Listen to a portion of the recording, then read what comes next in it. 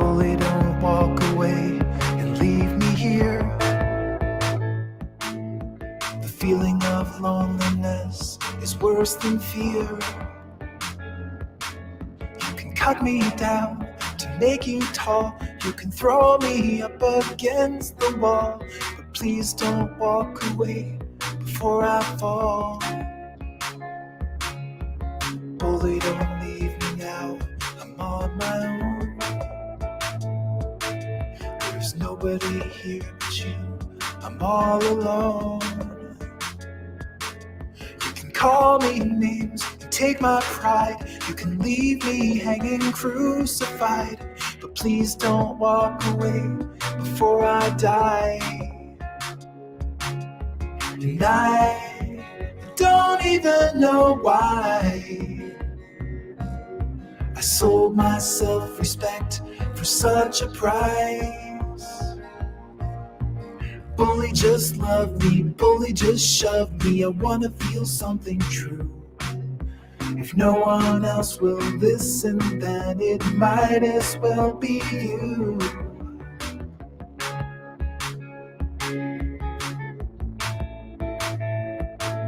On the road of life, I've walked without a friend. When the hard times come, I break before I bend. I don't need your love, respect or grace. You can laugh or put me in my place, but please don't walk away without a trace. And I don't even know why I sold my self-respect to buy a lie. Bully, just love me, bully, just shove me. I wanna feel something true. If no one else will listen, then it might as well be you. I can plainly see the sadness in your eyes. It's like a mirror when I'm staring into mine. Would you open up and let me in? Would you let me see beneath your skin? I promise I won't run and what I find.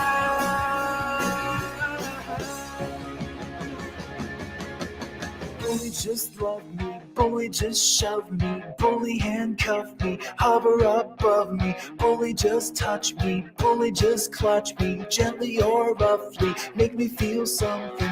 Bully, just love me, bully, just shove me, bully, handcuff me, hover above me, bully, just touch me, make me feel something. Bully, just love me, bully, just shove me,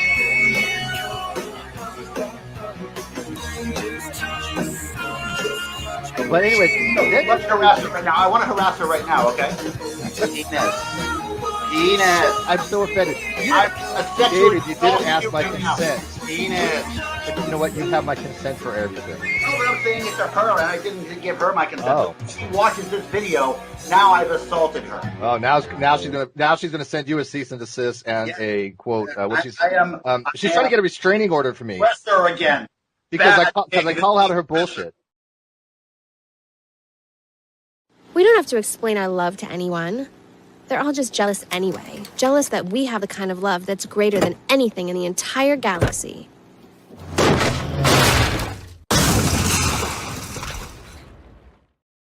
Like receipts not being channel filed. died, Shannon. Have some goddamn respect. Look.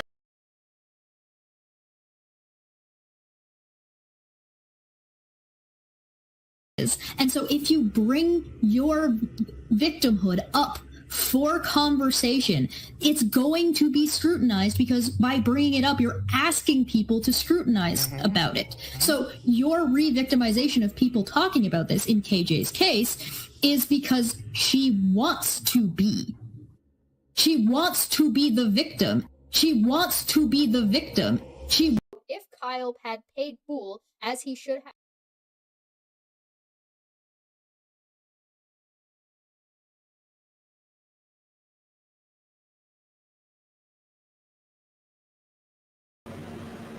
All right, let's see here.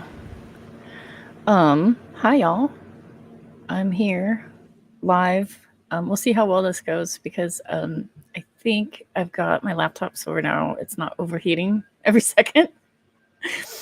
Last time I went live, I was like, it's overheating. And then one time I had to shut it down. So I have it fixed up now where I think that problem is solved. So yay me. It's a 7-year-old laptop. We make it work with chewing gum and duct tape.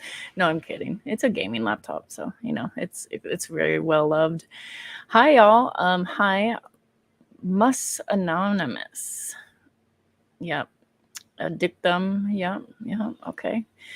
Not Nar, one of my favorite all-time trolls. He once dared me to call him. He's like, "You don't have the nerve to call me," and I did. And he's like, "Oh shucks." And we had a conversation, and he was quite normal. But it's good to see you again. It's been a little while. Let's see here.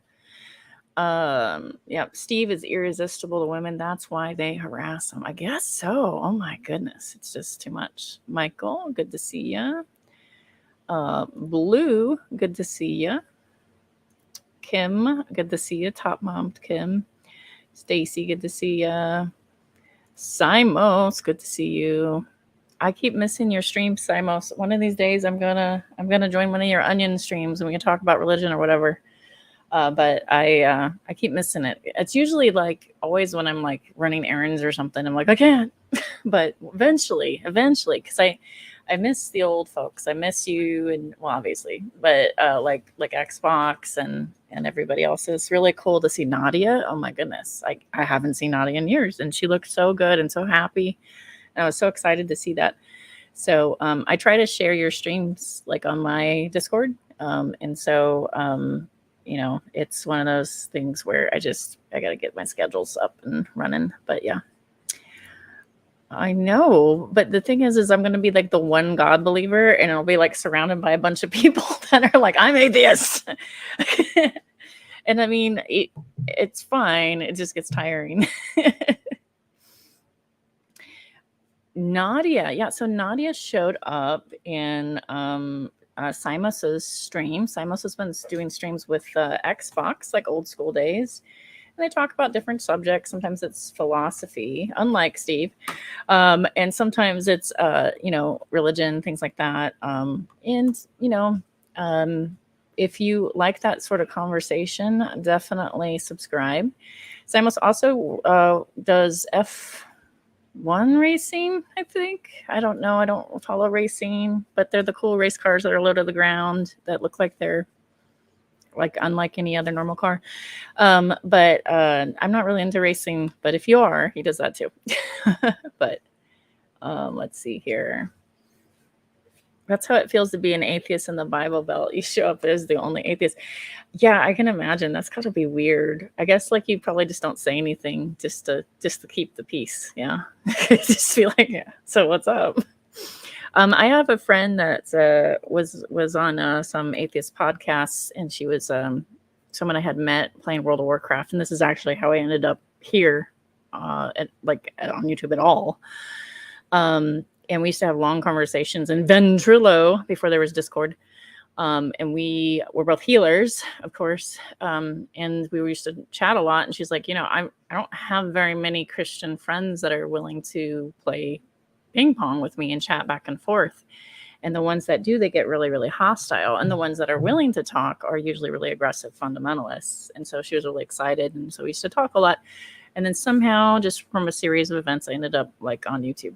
So I guess I would say I originated in religious and like religious debate, God or no God, all that kind of stuff. But yeah, I definitely have a bone to pick with fundamental Christianity. I tend to be defensive of progressive Christianity. But I'd say probably right now I'm somewhere between a deist and a progressive Christian, probably between that two. I waffle back and forth a little bit on that. Jackie, good to see you. If you make it back down, let me know, by the way. I heard that you were trying to reach out to me. So I'm very easy to reach out to, by the way. Let's see here. Yeah, Simos. Okay, cool. Well, what had happened was, and I'm trying to figure out how to do the condensed version of this, but there is this woman named Sharla who I don't know much about. I honestly don't personally know her and can vouch for her and the truthiness of where she came from. But I can tell you is that she says she left fundamental FDLS, I want to say. Not quivering, but like FDLS maybe. Really hardcore fundamental Christianity, and stumbled upon, unfortunately, she was unfortunate enough to stumble upon Katie Joy and Steve McRae. Now, I don't know, I've been scratching my head on this so much on that. So how in the world did she get sucked into all this?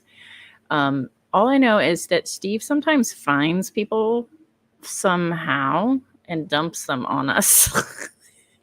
And so I don't know exactly how that, happens exactly, but here we are. So anyway, it seems as though to me that there's been a lot of excessive actions happening. IBLP, thank you. I can never remember initials and stuff like that. IBLP, the Goddard people. Yes. If you look at them, they're culty. They're culty. By the way, I'm fascinated by cults. Simos, if you want to have a conversation, we should do conversations about cults. Oh my goodness. Fascinated. Like probably too much. By the way, Christopher Mowdy has a running thing that he's a cult leader and I'm his high priestess, by the way. So, hey, what's up? So Sharla comes in really hot. Like I came in like a wrecking ball and just really hot. And I guess from what I can derive is there was a Facebook group and then there was an ousting of said leaders of Facebook group. And then there only can be one Facebook group, and it's going to be the one with Veda Potato and Steve McRae and all the usual sister wives. Like they seem to want to own the narrative and like we are the true victims of Katie Joy, Machete, Suzanne, and all that gang. Meg the betrayer. I don't even know what her problem is, except she's just found a niche. But what I can tell you is I'm not in let's cancel people's Facebook groups to make friends with people that have struggles like this, though, right? It's just so strange. So sometimes people stumble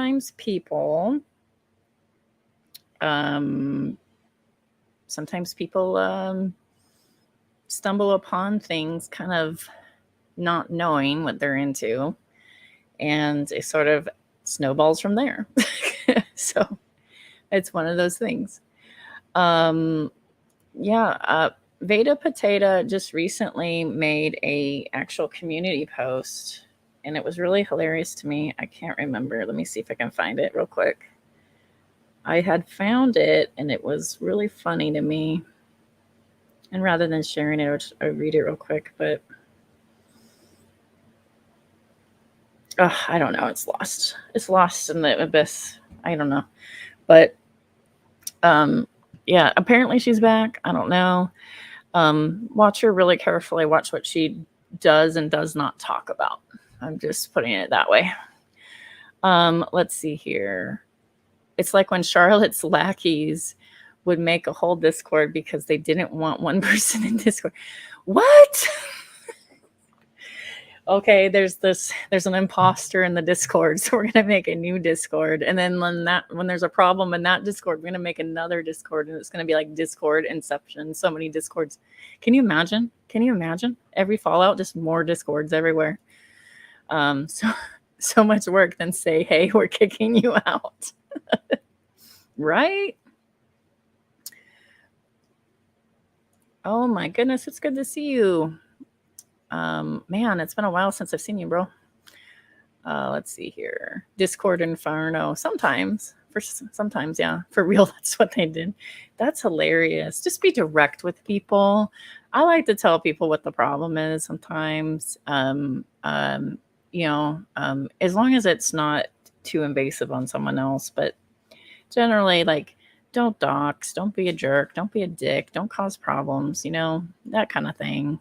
So, hey, pot of people. And if people don't know what their expectations are, they're going to behave sometimes outside of the expectations. Like, they're not going to just by osmosis know, right? So, but I don't know. So I thought we would start with maybe some vintage video real quick and just see like the familiarity of a pattern that I've noticed. And I don't know if you've noticed this pattern, but it seems as though the philosophy king, Steve, who only does philosophy, he's just an innocent man that just does philosophy. He did 11 videos about Sharla, who does not have a YouTube channel, but he's a philosophy guy. That's all he does, man. Just leave him alone. So he seems to have this pattern of moving into an already set community and sort of assimilating it like the Borg. And he comes in, I got to tell you, when I first met Steve, he comes in really not very egotistical, very chill. And you go, whatever, whatever. And at the time, having more atheists that were willing to talk to theists without necessarily, going full anti-theist on them was handy. And so everybody goes, how did you end up modding for Steve? And it was like, because I liked community as a whole. We had a debate going on as a whole, and G+ was falling apart, and they were going to close G+, but one by one, they were like taking things away. So we couldn't stay in contact with each other. So these guys got the bright idea, let's make a community, even though we already had the existing community, right? But let's make a community, and who should hold the community? Well, the Kingmaker Dragnet, he calls himself the Kingmaker, ask him. The Kingmaker Dragnet and many other people said, well, why not Steve? Because he's willing to do it, and he sort of likes to be kind of a middle ground, and he pats theists on the butt and says it's okay. And so they thought, well, maybe that'll work. And so I was like, I don't know. I don't like the name. And I was like on the outside. I had my own community called Moderate C-Word, because it was named Moderate C-Word because the anti-theists used to call me Moderate Cunt. And at first I was offended, and I realized that they're all British and that's normal to them. So I was like, whatever. So it was a play on words, and it was funny at the time. And so I had my own community going at the same time. And so I didn't really necessarily need his community or anything like that. Plus, I was already in the philosophy of religion community, which is ran by Shanna, and that was ginormous as well. So I was already talking to a lot of folks over there as well. So it was one more community, but we wanted to sort of stay in contact. So somehow this happened, and it just kind of snowballed from there, where Steve sort of started to take over. And instead of it just being a community just for being community, it was a community like, let's feed into this creator, let's give money to this creator. Now it's a business for him, because he doesn't actually want to work, a normal job. And so it just sort of kind of like how you turn heat on a like a frog, and it starts to boil. It's sort of like that. It just sort of happened to us all, and we're like, how did we get here? I don't know. But by the time people realized where we had gotten, it was a little bit too late. But this is like an excerpt of the brass tacks discussion, and it's going to start with Dragnet. And I think it's interesting. Steve has already left after he says, basically, in a nutshell, there's a cabal of people that are out to destroy me and to take over this community and to oust me and to change the leadership, and the secret cabals just out to get me. Oh my God. And then Dragnet goes like, what secret cabal? And he's like, oh, no one exactly. And then like a week later, it's Dragon Sam. Like the ringleaders. That's Dragon Sam. No one exactly. So like he didn't have the balls to actually talk to Drag when Drag confronted him face to face, which is funny. So this is just sort of an excerpt of that. And I think it's relevant because there's a pattern of behavior of like, let me roll into a community, take over, and then I want it to pour and funnel into this other community, this other situation. And so one of the things that they did is they did take over this Facebook group, and then they said this Facebook group's trouble. Here's the real Facebook group. Everybody joined this Facebook group, you know. And so people did. And that's fascinating to me, but here we are. So just maybe it'd be helpful to see this video for some folks that are maybe new to this. If you've seen this video before, I do apologize, but I do think it's relevant. Let me see if I can put it on a little bit faster speed. I'm going to do 125. I think that for most people, you can understand it at that speed. And we're going to go ahead and share audio, make sure that that's not weird. Okay, looks good. All right, I'm going to share audio here. Whoop. There we go. So after Steve leaves, Dragnut discusses Steve's conspiracy. I have a short list of rules as a friend is don't bullshit me. Steve just bullshit me. What post would you talk about when you first came in? That's Nate the lawyer. Him what he was talking in his apology specifically. The drama and the people who just rather tear me down will continue to do so while the GDC continues to thrive. That was a question I asked him, and I'm asking why is this included in an apology? Because to me, an apology has to do with how you wrong someone, not conspiracy theories. That's something completely separate. Now, one of the things that we kind of got on was that from his explanation of that had something to do with some nefarious entity out there that is trying to purposely tear down the GDC, and he felt the need to bring that in the mix because this nefarious individual or group of individuals were putting bugs in your ears and influencing you in a way that was detrimental to him. And so Drag, I'm not going to lie. I actually really interpreted that post in terms of the people who are trying to take down the community. I really took that in the most negative light possible. And the whole thing left me feeling kind of gross, but I was like, not my business. I thought he was referring to the people leaving. Okay, and that's one of the things I wanted to clarify, because remember, and you went there, Scott, when he had made it in his initial post, and I have it on here on the Google Doc, he references the people who are leaving, and then he makes a reference to, I'm glad people stood up for what is right. And that's where Nestle took issue with him, because siding with him is what is now right, is deemed right. And so once we got Steve in here, I want to get clarification. Who are these nefarious individuals that he keeps referencing that sometimes get omitted, sometimes get referenced? And if they're in the apology now from the supposedly edited post, I want to understand why they're still here, since previously he had said things he didn't mean to say. And the fact that he threw up the flak wall instantly on me, that's disconcerting, because he wanted, probably one of the worst things that I took from that is that he wanted me to rely on his trust. When I trust someone, I also trust them not to shit on other people needlessly, which he has done. I don't trust him as far as I can fucking throw him. 1 week later. He is multitasking. Right, let me tell you. You're live on the air. That's a whole relevant. Right, let me tell you what happened, Tom. Okay. Tom. Let me tell you what happened from the beginning. Go ahead. Okay. Go ahead. Dragnot had gotten Christopher Mowdy to try to talk to me in order to convince me to relinquish the GDC G+ to Dragnot. And who was that, Steve? Really? Yes, really. Straight up fact. No, not at all.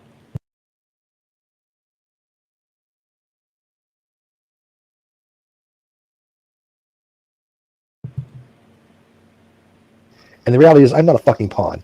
I'm a fucking king in this game. He's a fucking king in this game. So that's from Sokka.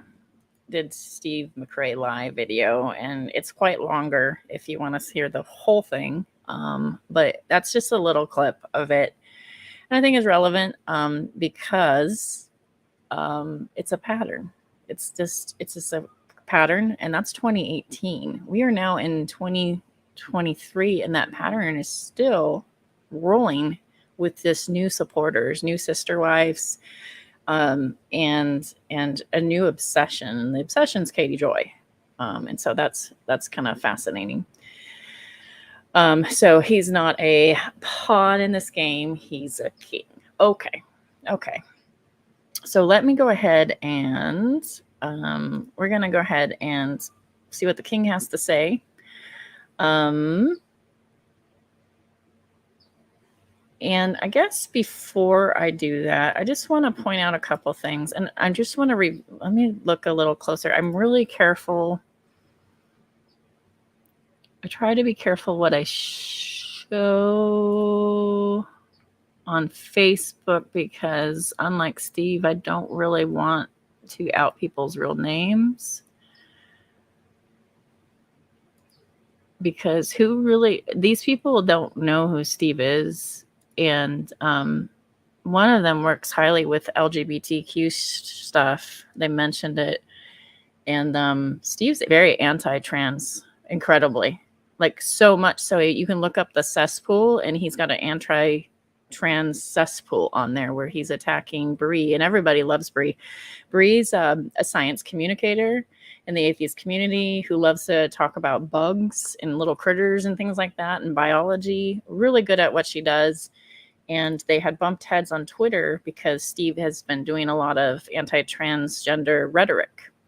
In fact, one of the most recent ones was, is transgender just the new form of gay conversion therapy? I kid you not. That's what Steve said. This is a man that used to claim that he was an ally. He used to say that. So like, it is not in someone's interest to partner up with him, especially if you are involved in anything that's in that movement, because he is the opposite of what you need. So I'm just going to put it out there. His ego has no boundaries. Yes, he does not. Evil McKnight says he's so transphobic. Oh my God, I saw some of what he said about Dylan, and it was awful. The things that he says are just shocking, and they are awful. And so, oh my God, hang on. Nadia, I am so glad to see you. And oh my God, I saw you on Simus's stream, and you looked so happy and awesome. And I'm glad to see you. And yes, Nadia used to hang out and do like these big streams wherever we would join. We have debate and conversation.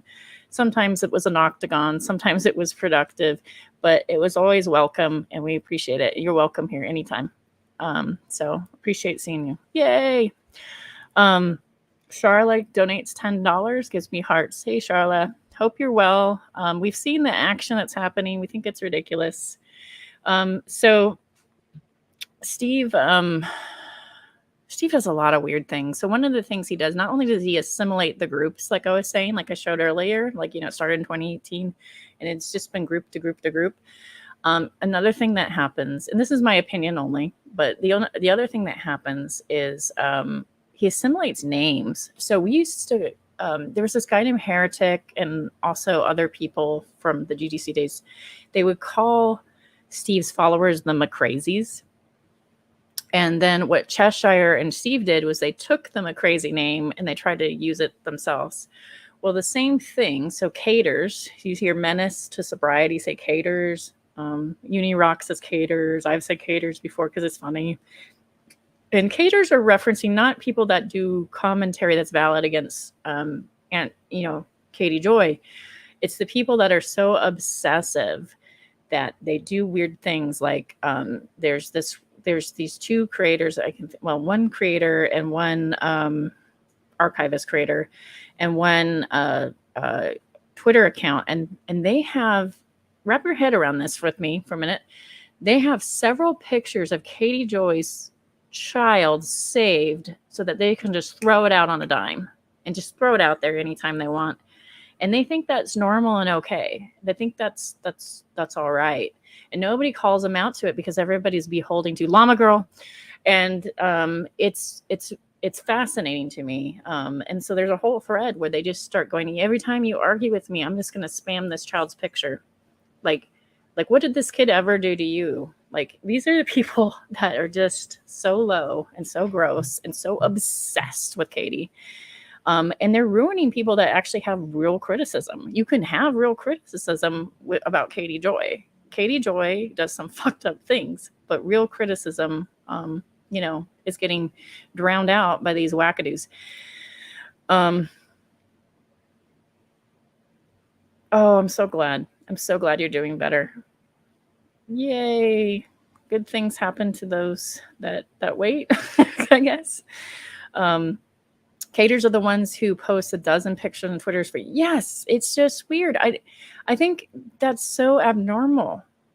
It's so weird. Can you imagine, like, if I just spam someone's kids' pictures everywhere? Who does that? I don't care.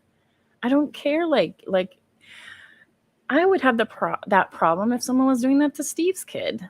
I would have that same reaction. Like, that's not okay. And so it just blows my mind that this is okay. And they go, well, she put it on social media. And it's like, yeah, but like, look what you're doing. Look what you're doing. It's so bizarre. It's so strange. So anyway, Steve goes, there's this, this is from Katie, the crazy cat lady.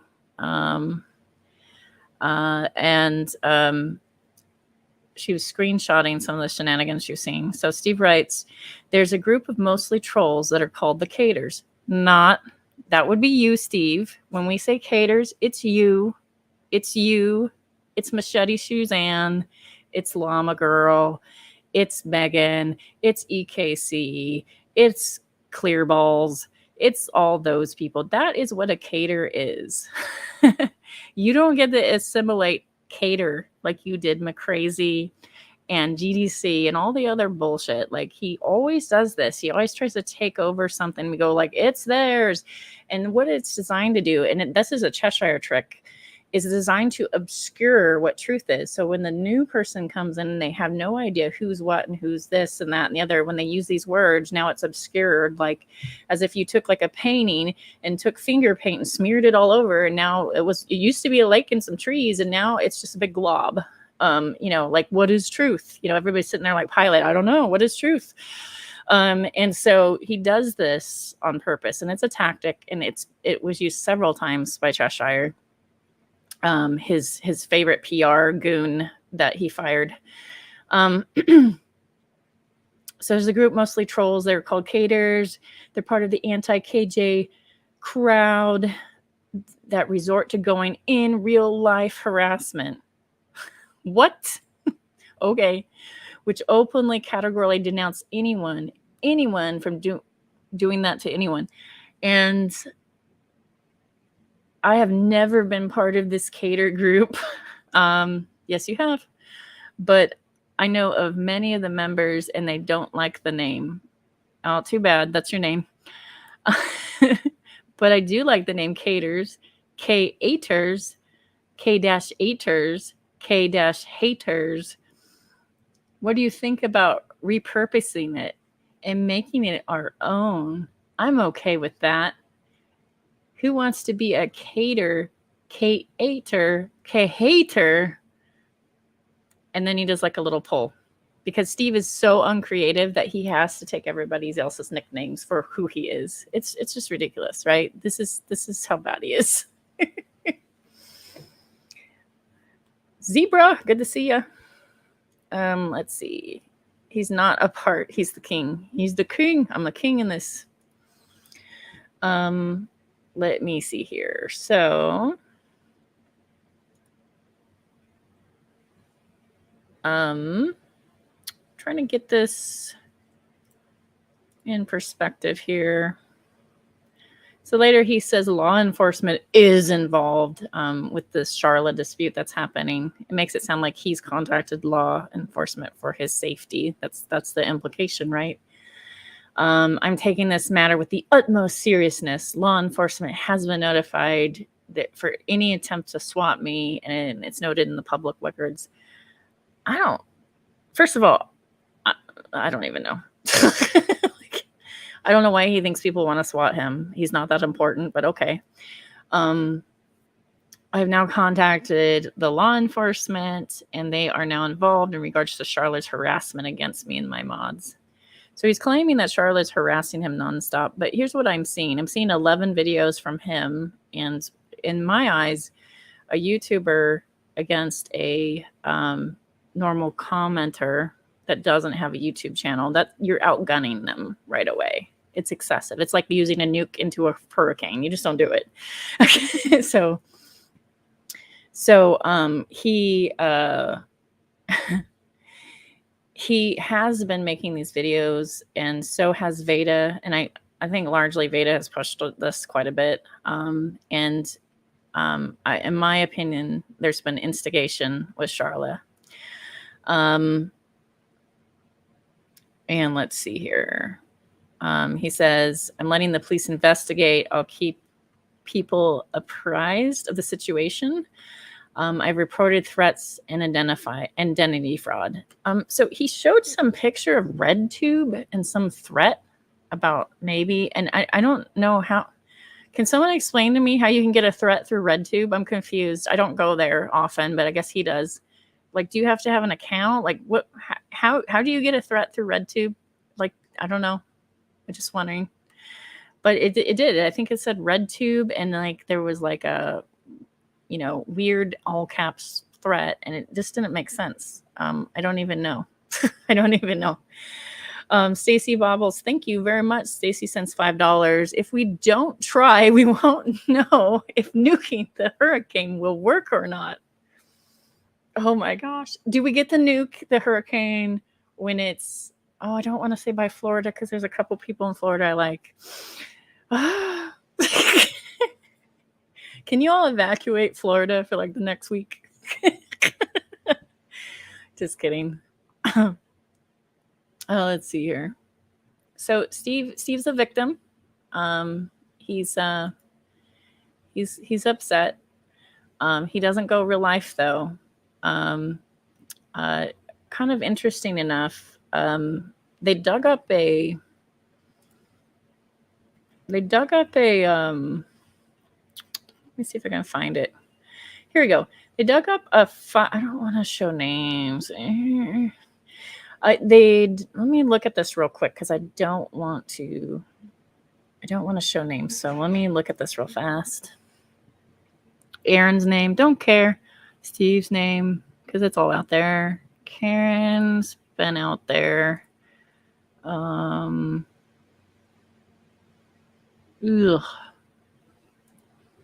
See, see, I'm a big fan of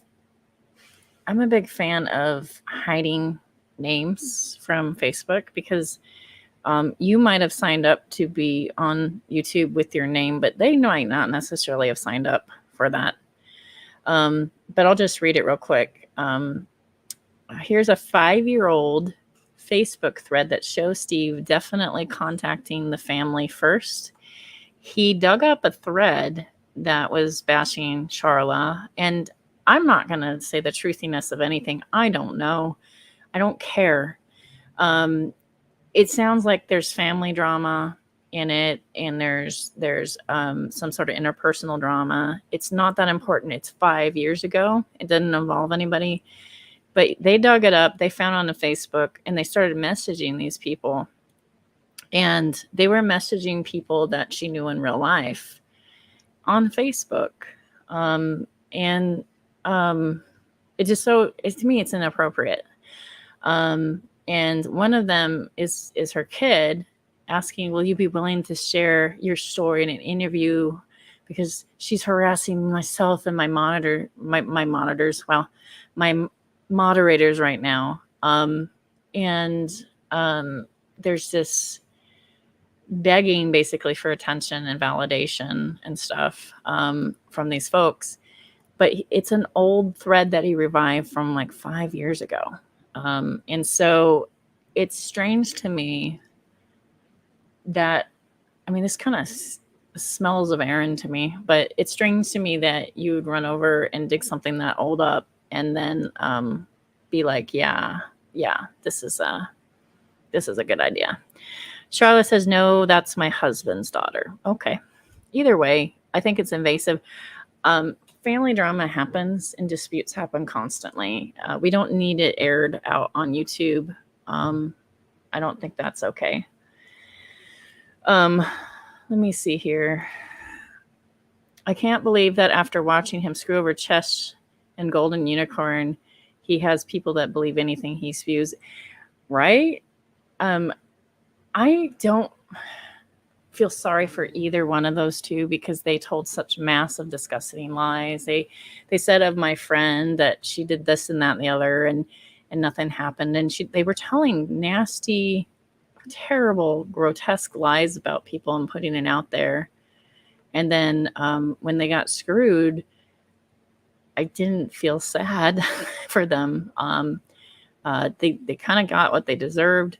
Manya dumped so much money into Steve for what? She wanted community and love and connection and friendships and cared about people. So much so that she was willing to lie and attack other people on their behalf.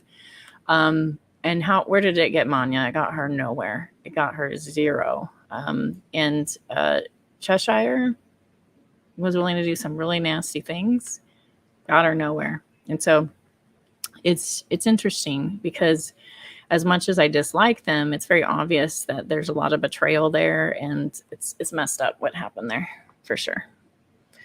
Let's see here. Steve, second the win out of Chester's is it's priceless expression, right? So recently there's a stream, and I don't think there's anything doxy in this one, and it was just yesterday, and I was gonna watch it with y'all. And part of my interest is Meg the betrayer's there, and Meg is really coming up. She's coming up. She's starting to show her colors more and more every day. I guess she's besties with Veda. She's got a big power. Like I would say, she's been elevated on the sister wife scale. And has a more powerful position in this weird lobster cult thing that exists. And I found that really interesting because she started out as just a mod that threw hearts and flowers, and then maybe she was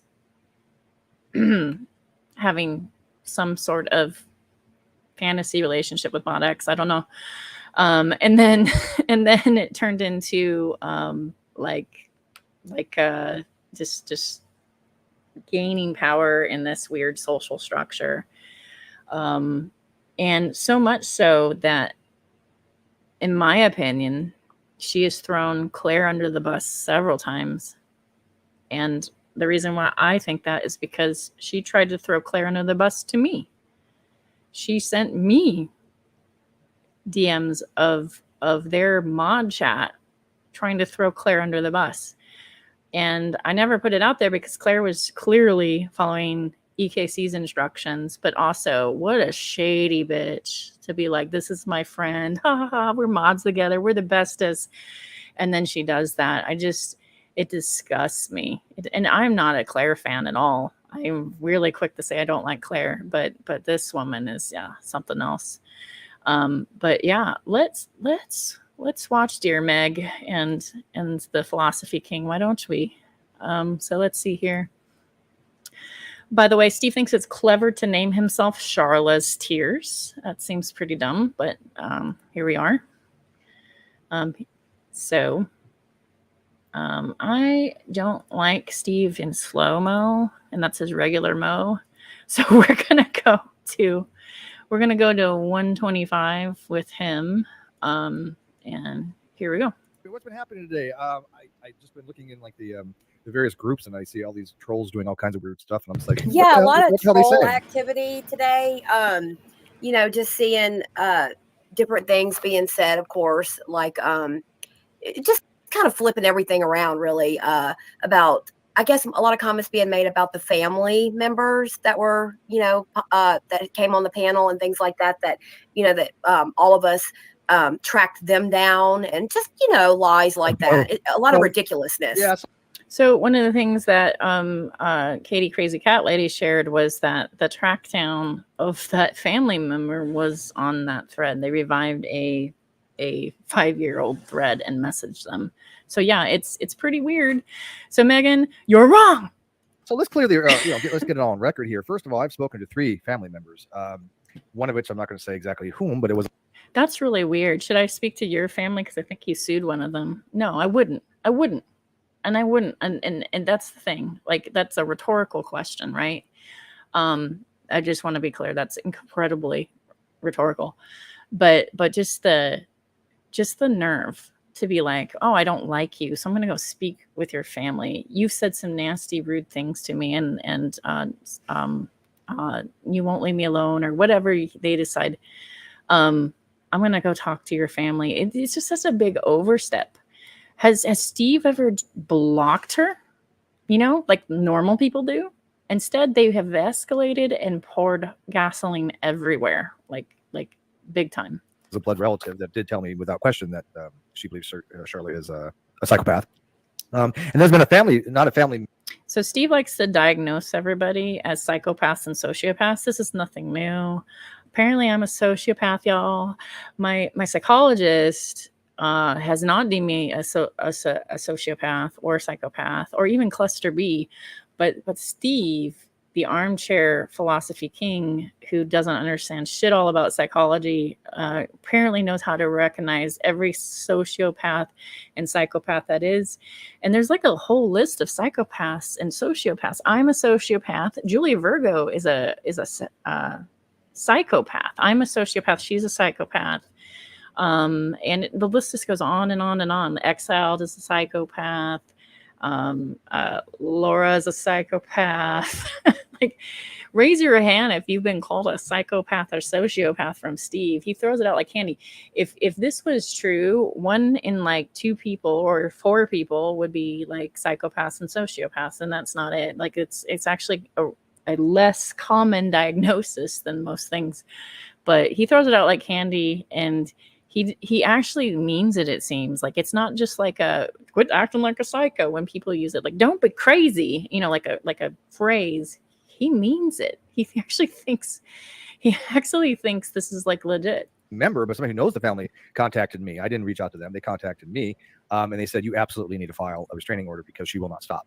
And so this is a person, I have no idea who they are. I did look, and they are friends with other, the daughters and the other blood family member. I'm not going to reveal who they are, just because I don't want Sharla to cause them any grief. But these poor people have no idea who you are and what they're diving into, you dummy. Laura says, oh, come on, Spackle, that's not fair at all. He got really angry when someone said he had depression. So he said it was wrong to psychoanalyze people. That's right.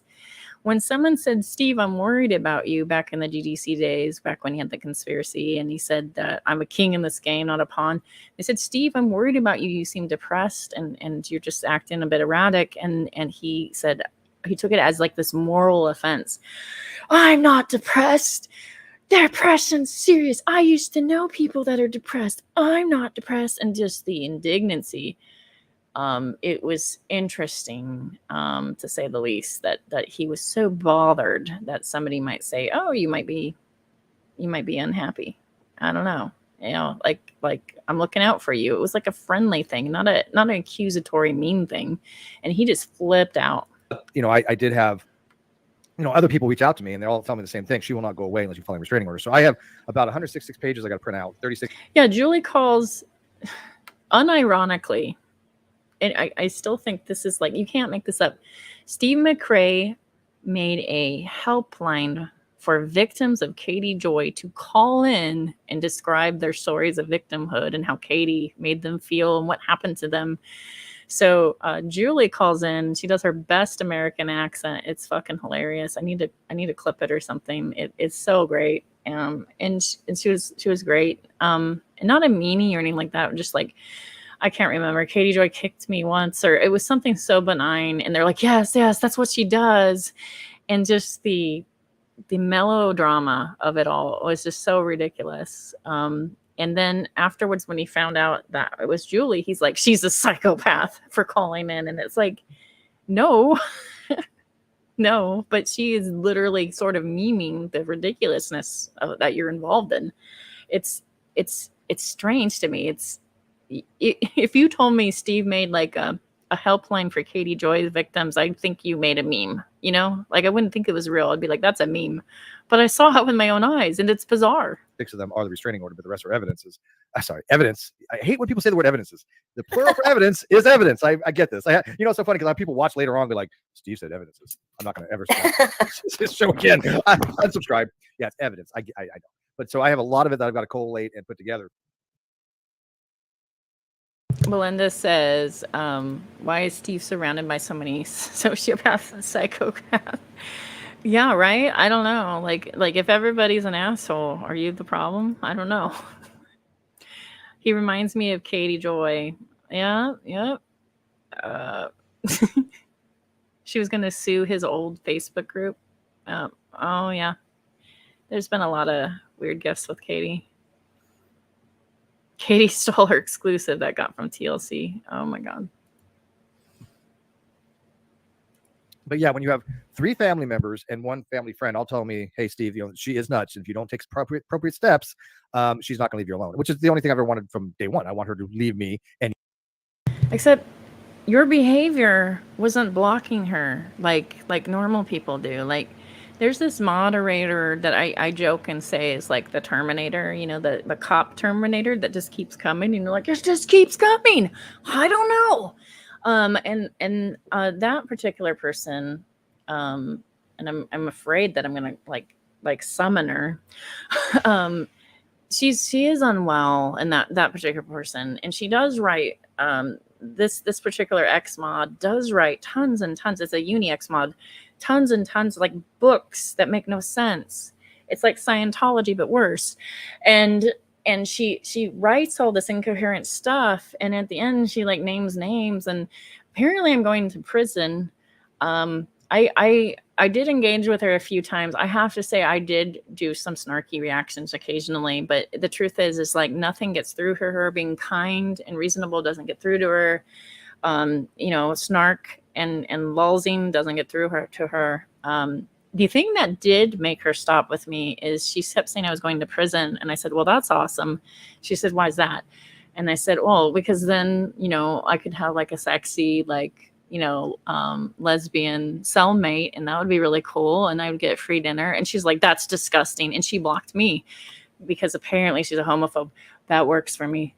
But so if that person bothers you, if you act gay, apparently she will block you, just so you know. But anyway, I blocked probably 40 of her socks, I would say, at least. And so like you can block people that are bothering you. Like you don't have to be like, I'm a victim of this person. And so, yeah, maybe someone's insistent, or maybe they type a lot or whatever, but if it's bothering you, you can block that person. But what Steve did is he threw gasoline everywhere. And then, between Steve, EKC, and Veda, they were intentionally, in my opinion, from my observation, and again, it's just an opinion, it seems like they were intentionally escalating the situation. And that's just strange to me. Like, I don't understand why you would do that. Like, if you really thought that somebody was mentally ill, and you maybe are worried about that, just block them. Block them. I get the point that Steve's turned into a bad guy, but I don't know why go on about him. I got the general idea, maybe in a sentence or two. Because he does real harm to people. And sometimes I think somebody needs to say something about it, in my opinion. You and Aaron and Veda and Tina and everybody else who she's harassed alone. That's it. That's the only thing. Right. That's all we I've asked for. Right. So I've made that. I mean, I think I've written a pretty well written restraining order. I have all the evidence for it. I mean, beyond any reasonable doubt. And so, yeah, I'm just going to go from there. Hopefully I can file it on Wednesday. Somebody might be saying, well, why are you letting her know? Actually, it's funny. In California, in the restraining order, it actually asks you, have you let them know that you plan to file for a temporary restraining order? And I want Sharla to be on notice that, yes, I am filing. And then I can tick that box. And if you know, you have to explain why, because they want to be able to give their temporary, right? So I'm putting her on notice, because I know she watches everything that I do, because she's been stalking me for 2 months now, that she is on notice that, yes, I will be filing a temporary restraining order, which they do is they give a what they call what do they call it in California? So why are you talking about her? Do it. Yeah, they're called something of conduct. I thought with restraining orders, and maybe I'm wrong, I thought with restraining orders, when you file a restraining order, you also aren't supposed to talk about them. Am I remembering this wrong? Let me know. But I thought if you filed a restraining order against somebody, that you also were supposed to stop that.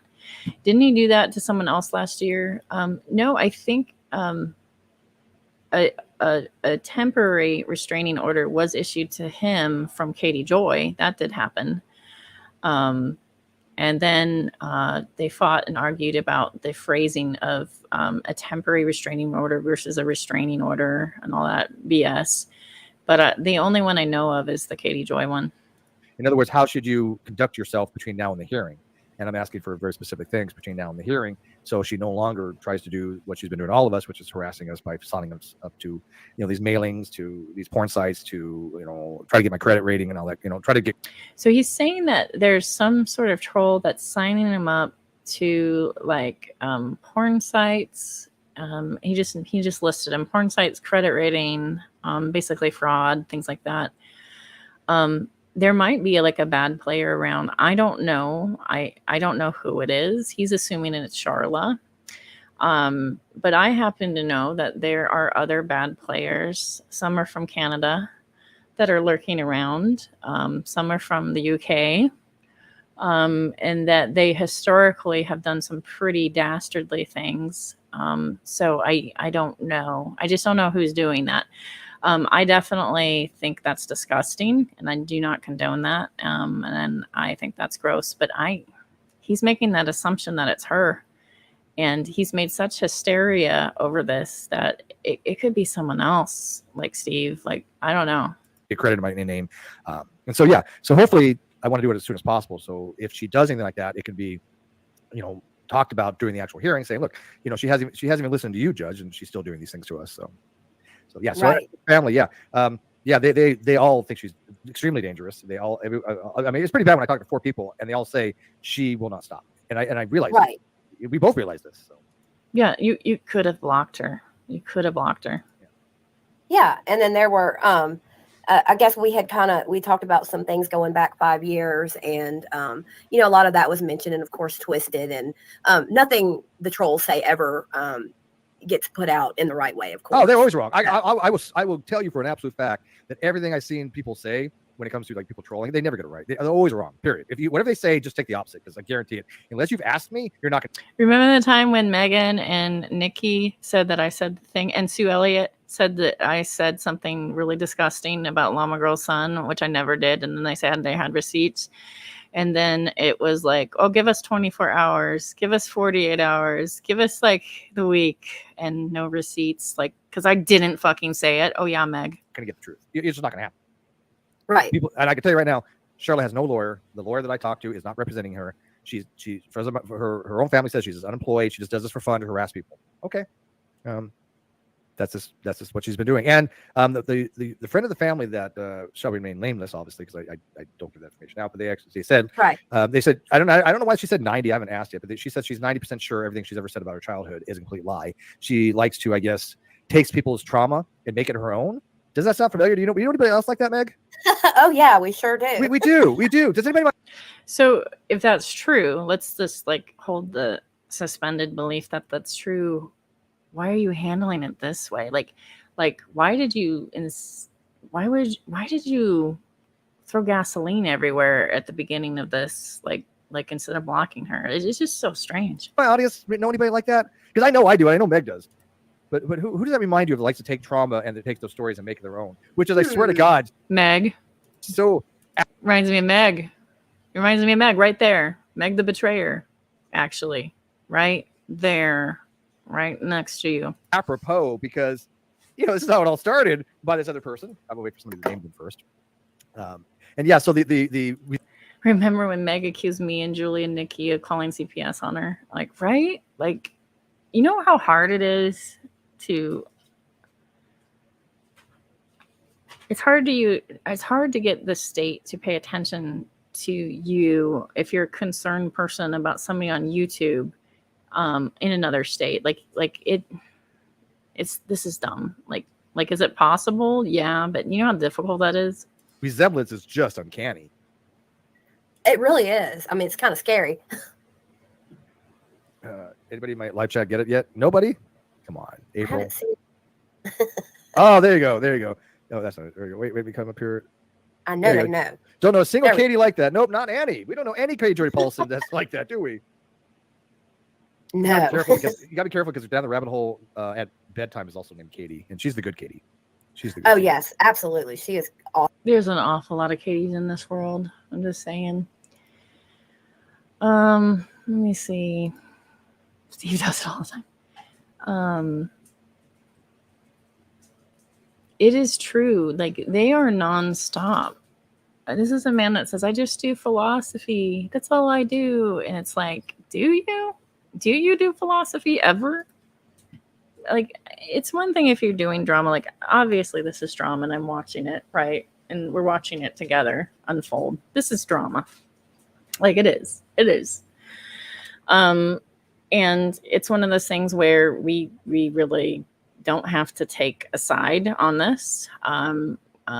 I obviously have a problem with Steve, but I don't know Sharla from Jack all, frankly. But I can tell you that the behavior of Steve is quite strange. Because if I was worried about said person early on, I would have blocked them. Steve found somebody on Facebook and then allocated their Facebook group, and then like they funneled the Facebook group over to like this other Facebook group that Steve and Veda approved against Katie Joy, because why not have Katie Joy haters unite so that way they can make sure that the real victims are recognized and that their real stories can recognize and their real narrative is the same.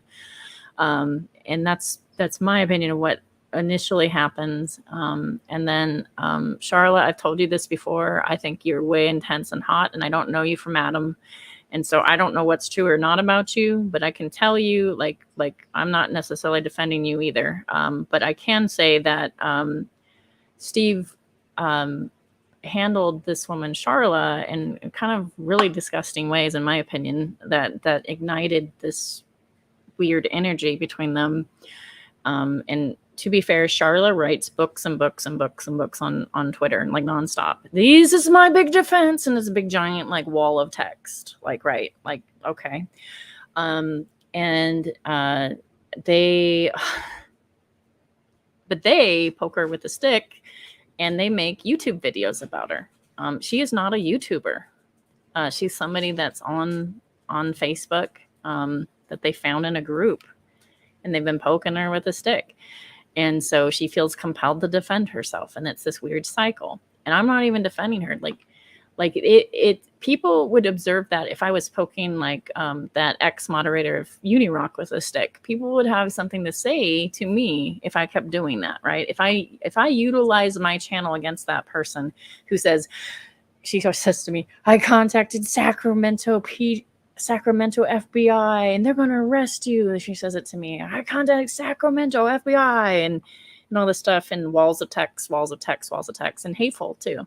Like if I utilize my channel against that person, people would not think highly of me because that person is clearly got some problems in that case. So like, let's grant, like, what if Sharla is disturbed, like they're saying? Why did you throw gasoline on the situation and poke her with a stick over and over and over again? I'm just curious, like, you know, and again, I'm holding that suspended belief, like, what if this, what if that? But I find it interesting. Like he felt comfortable enough to try to make her respond the way she did. It almost seemed like he was goading her, but that's just my observation. And I just think that most people, if they are really worried about somebody like that, they would block them. Awesome. Yeah, so I did a response video to her video, right? And right. I plan to make another one, but more with. Oh, good. But I'm going to probably be using Aaron's help. So I've asked her to help me. Oh, that'll be great. Yeah, I'm gonna write the skit. I'm gonna do the audio, and then have her do like her improv shit. Yeah. Oh, that's gonna be really funny. I can't wait. She's fine. Oh God, Erin is hilarious. So yeah, I'm She really gonna is. use her skill set. All right. So what else has been going on? So yeah, the family stuff. So that's been nipped in the bud. I mean, when you got right. 4 people that know her, and even the cop, like I said, the cop that I talked to, he knew her. I mean, this is clear. This woman is. It's very strange to me. Like what cop did you talk to? He says he talked to a cop that knows her. Okay. Is dangerous. If you have people telling me that for for a decade she's been harassing people, yeah, I'm gonna take this very seriously. Especially out of all the things that have had happen to me in the last couple of weeks, I'm taking it very seriously. People say, well, if you're taking it seriously, why are you streaming? Well, because I don't want it to impact my First Amendment rights, and I don't want to be scared off. I don't want a single person to think that because they start threatening me and they start doing things to me in real life that all of a sudden I'm just going to advocate my First Amendment. And I'm gonna try not to. I can understand why people do, and I get it, but if somebody's like harassing you, like you can turn over evidence to the police and they can figure it out. So they can maybe figure out things like if what you're saying is true with like the fraud thing and stuff like that. I'm sure that there's a way to investigate that and figure out how that, who's sending that. I mean, like that's what the forensic team does. So yeah. I'm gonna try to stream like I normally do, and just hopefully Yeah, let and the you court should. system take care of it. You know. Right. Well, I guess the other thing I've seen a lot today from the trolls is I know you made a Twitter post today saying that you were gonna, I guess, take like a week or two and just kind of work on, you know, your thing. And they were saying that you were doing that to hide, which we obviously know that is not true. What's it? No, not to hide, but something else. Hey, what does that even mean? Like, I know. First of all, I go private on my Twitter quite frequently. I've always have. You do. Yeah, and second of all, there's a reason why I went private. There always is, but it's, you know what? They don't have to know that reason. I mean, let them think what they want. But business. no, Right. I've even told you the reason because I literally just got home. But there was a specific reason. But it's nothing, you know, malicious or it's pretty innocuous actually. And usually I will tell you, I'll be straight with you. I usually just go private to fuck with the trolls. A lot of times I do that. People know me. I've told them that. I just fuck with the trolls. Right. This isn't one of those times, although it should be because it seems to have an effect. but no. Certainly not hiding. I'm streaming right now. No. I would be hiding. I mean, I'm open to questions. Right. Anybody want to come and ask me questions? I'm an open book. So, I mean, I'm not hiding. That's stupid. Yeah. I just think it's strange to do a live stream about somebody that you're doing a TRO on. Right. I think they said you were hiding because there's something big coming. You know, there is. they I'm think on a something restraining big. order. Yeah. Right. Yeah, but- Well, they're saying from Sharla that, you know, that you're hiding from, but that's ridiculous. So. Yeah. I have not heard from her attorney. Well, it's not her attorney because he didn't get retained by her, but I haven't heard from him in a couple of days because he did want me to give him some things. And I did send him quite a few things. And I haven't heard from him since. Right. But no, he's not being retained from her. I mean, he even told me he's not going to take the case, even if she had the money to pay him. You know. Wait, how would an attorney hold up? How would an attorney that's talking to somebody else that has a problem with you tell you that they're not going to take a case? I call bullshit. That does not make sense. What attorney would say, I was approached by this person about you, but I'm not going to take the case? Does that ring true to anybody? I'm not a lawyer, but I mod for one. Just kidding. I'm just kidding. But really, truly, does that sound like something that rings true for you? Let me know in chat. I'm just curious. Do you think that you could just you're in an internet dispute with somebody? It could be Roadhog. It could be anybody. You're in this internet dispute with somebody, and you go, "Well, I talked to their lawyer, and they said to me that they're not going to take the case." Does that ring true to you? This doesn't seem like something that would actually happen.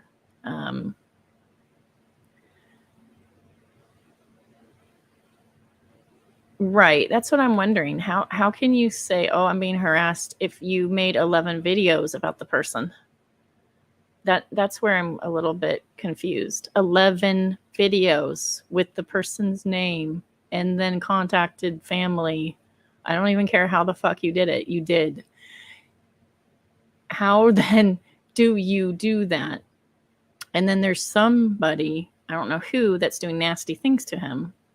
We're going to assume that's true, though Steve is the father of lies. But like, let's assume that's true, that these things are happening to him. How does he know it's her? No, he didn't say it explicitly. I don't want to rephrase it. I don't want to put words in his mouth. Let's just say I gleaned that exceptionally from the connotations of his vernacular. How about that? I don't want to say the lawyer said something he didn't say. Yeah, that. you could. But Yeah, I could kind of tell. Right. highly inferred. Yes, highly inferred. He's not. Yeah, because I asked him straight out. I said, "Are you representing her?" And he's like, "Nope, nope, nope, nope. He's not." So, yeah. Right. So if she has a lawyer, who is it? Because I don't know who it is.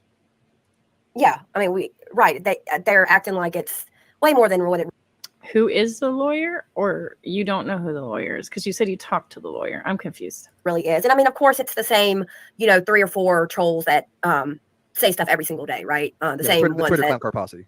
right. Yeah. And then I guess it was that and something about Aaron being your fixer. I don't really Yes. understand what My they fix- mean by wait, that. My fixer? Yeah, Aaron is his fixer. So let me tell you about this dude here. He usually has somebody that is able to be like their chief fixer-upper. So back in the days, he didn't have anything in the GDC breakup with the Fixer Upper really on 2018. So we learned really quickly. And so back in the days, 2019 or so, it was Reds. It was Reds Rhetoric. And then it was AT2 Productions, not AT2. I have to clarify because there's another AT2. There's an AT2 Productions that does the veteran shows and is friends with Reds Rhetoric. Very different than this other AT2, by the way. So I don't want you to get it twisted. But those two used to do a lot of protecting of Steve, a lot of spin doctoring constantly, a lot of like, but what is truth sort of stuff. And then Cheshire rolled in and goes, I'm fit for that job. And she took over. And she was probably one of the worst, just being willing to hit very low and make up things that are unfactual about people and spread it around. Just absolute slander. Cheshire slandered the ever-living hell out of people. Steve knew exactly who she was and loved it because he then could have basically a yappy dog at his beck and call. And she was all about it. She loved it at the time, apparently. So now that what Cheshire had called in their famous breakup PR, I did PR for you and I handled the trolls. Like who's going to fulfill that position? Well, a lot of people say Aaron, because Aaron is sort of like a spin doctor, and Aaron will be like, Pilot, what is truth? And Aaron's got some really Aaronisms, I would say. Like one is people suck, we all suck. That's her message. We all suck, people suck. You suck, I suck. We all have done something wrong. So therefore, you cannot call out anybody for doing anything wrong because you have done something wrong. And she just projects that upon everybody. Everybody sucks. The bar is actually really low. We're all in this mud pit together. And fuck you for ever trying to regulate anything. Like she's very anti-regulator. And she assumes that it's some sort of totalitarian sort of dictatorship when you say you ought not to do this. This behavior ought not to happen. And she'll be like, who are you to say that? And that's her job, is to just spin shit around. I don't know. Like, it's just fascinating. So EKC,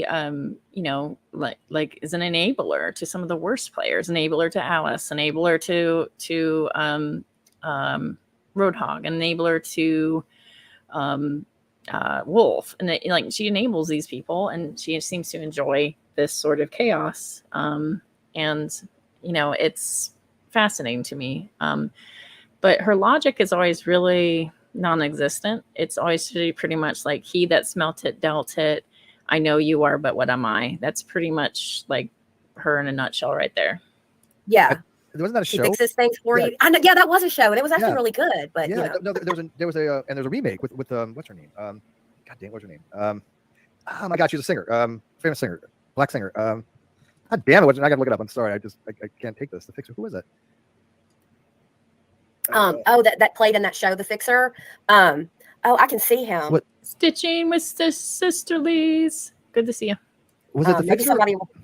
Was it named The Fixer? I want to say it was, but maybe I have it wrong. But it's not this. No, it's not. Belinda says, we all shared people's R reports on YouTube. We all have. We all suck.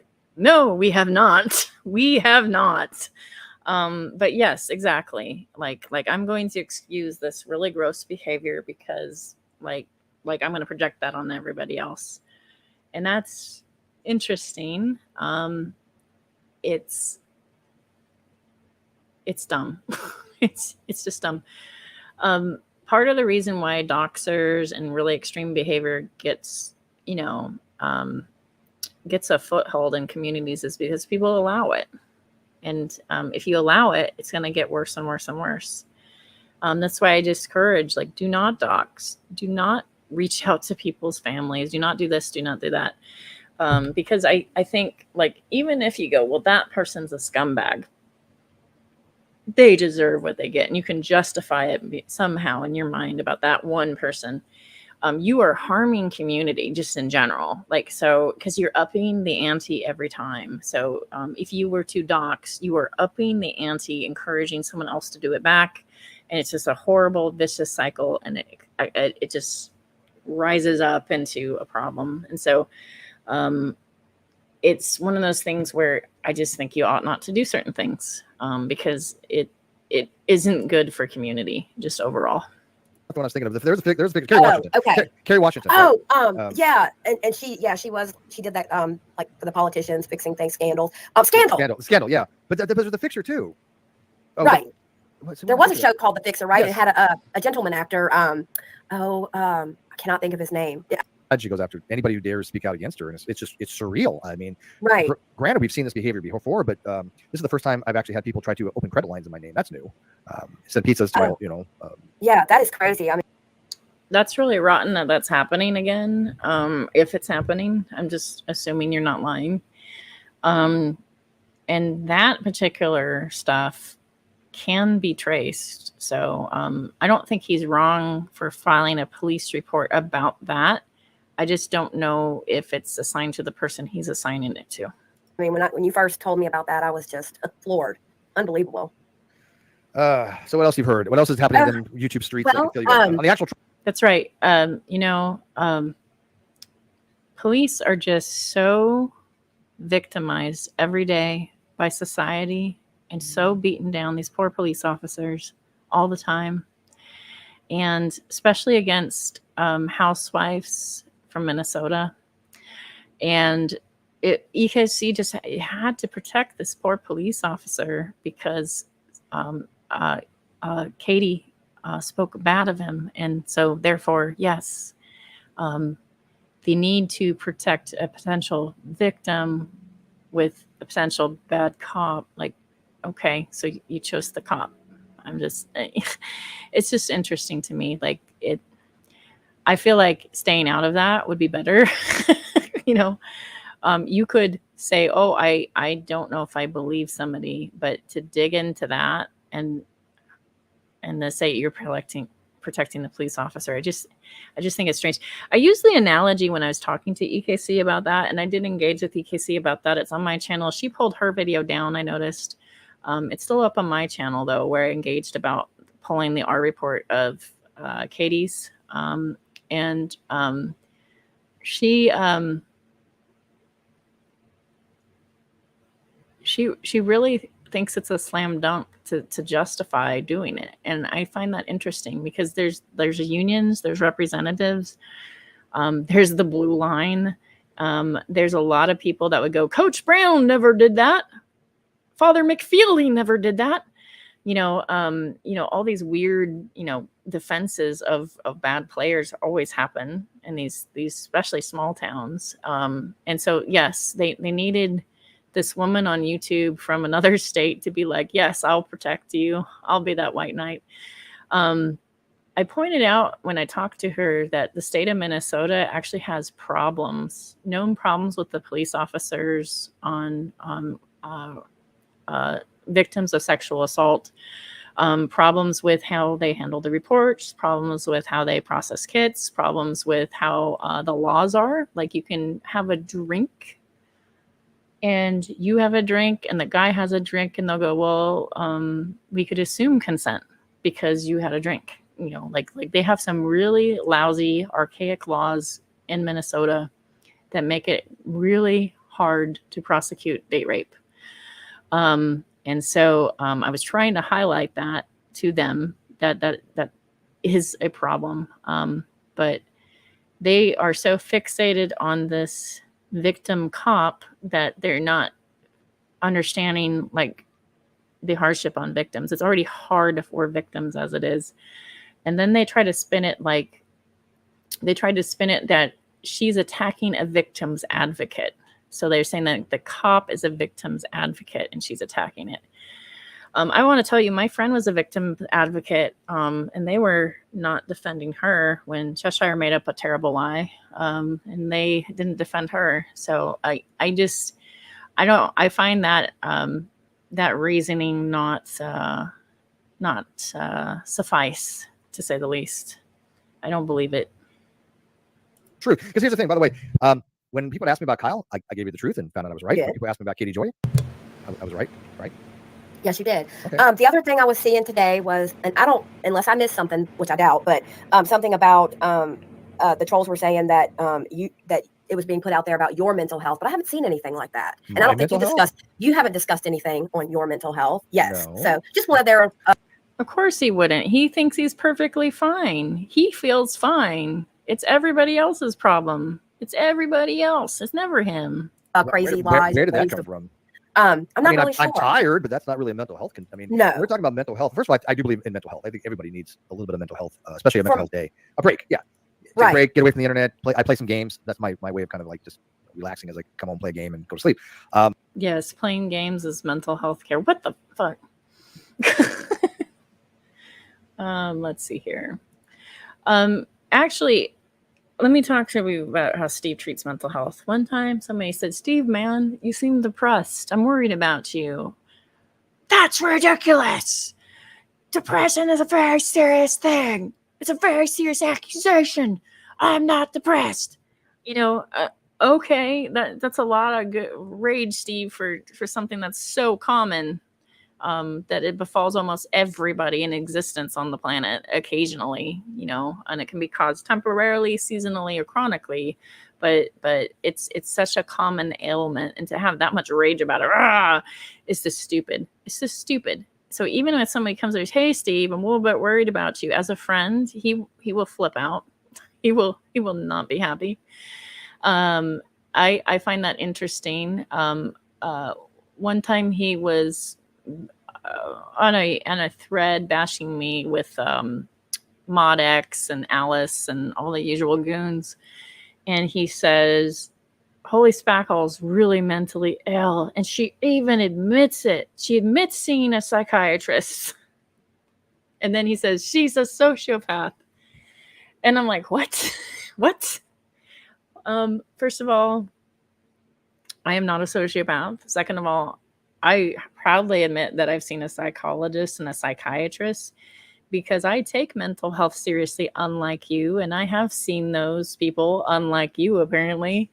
And I don't think it's a bad thing to see those things. I think it's a normal thing. It's the same thing as going to the doctor.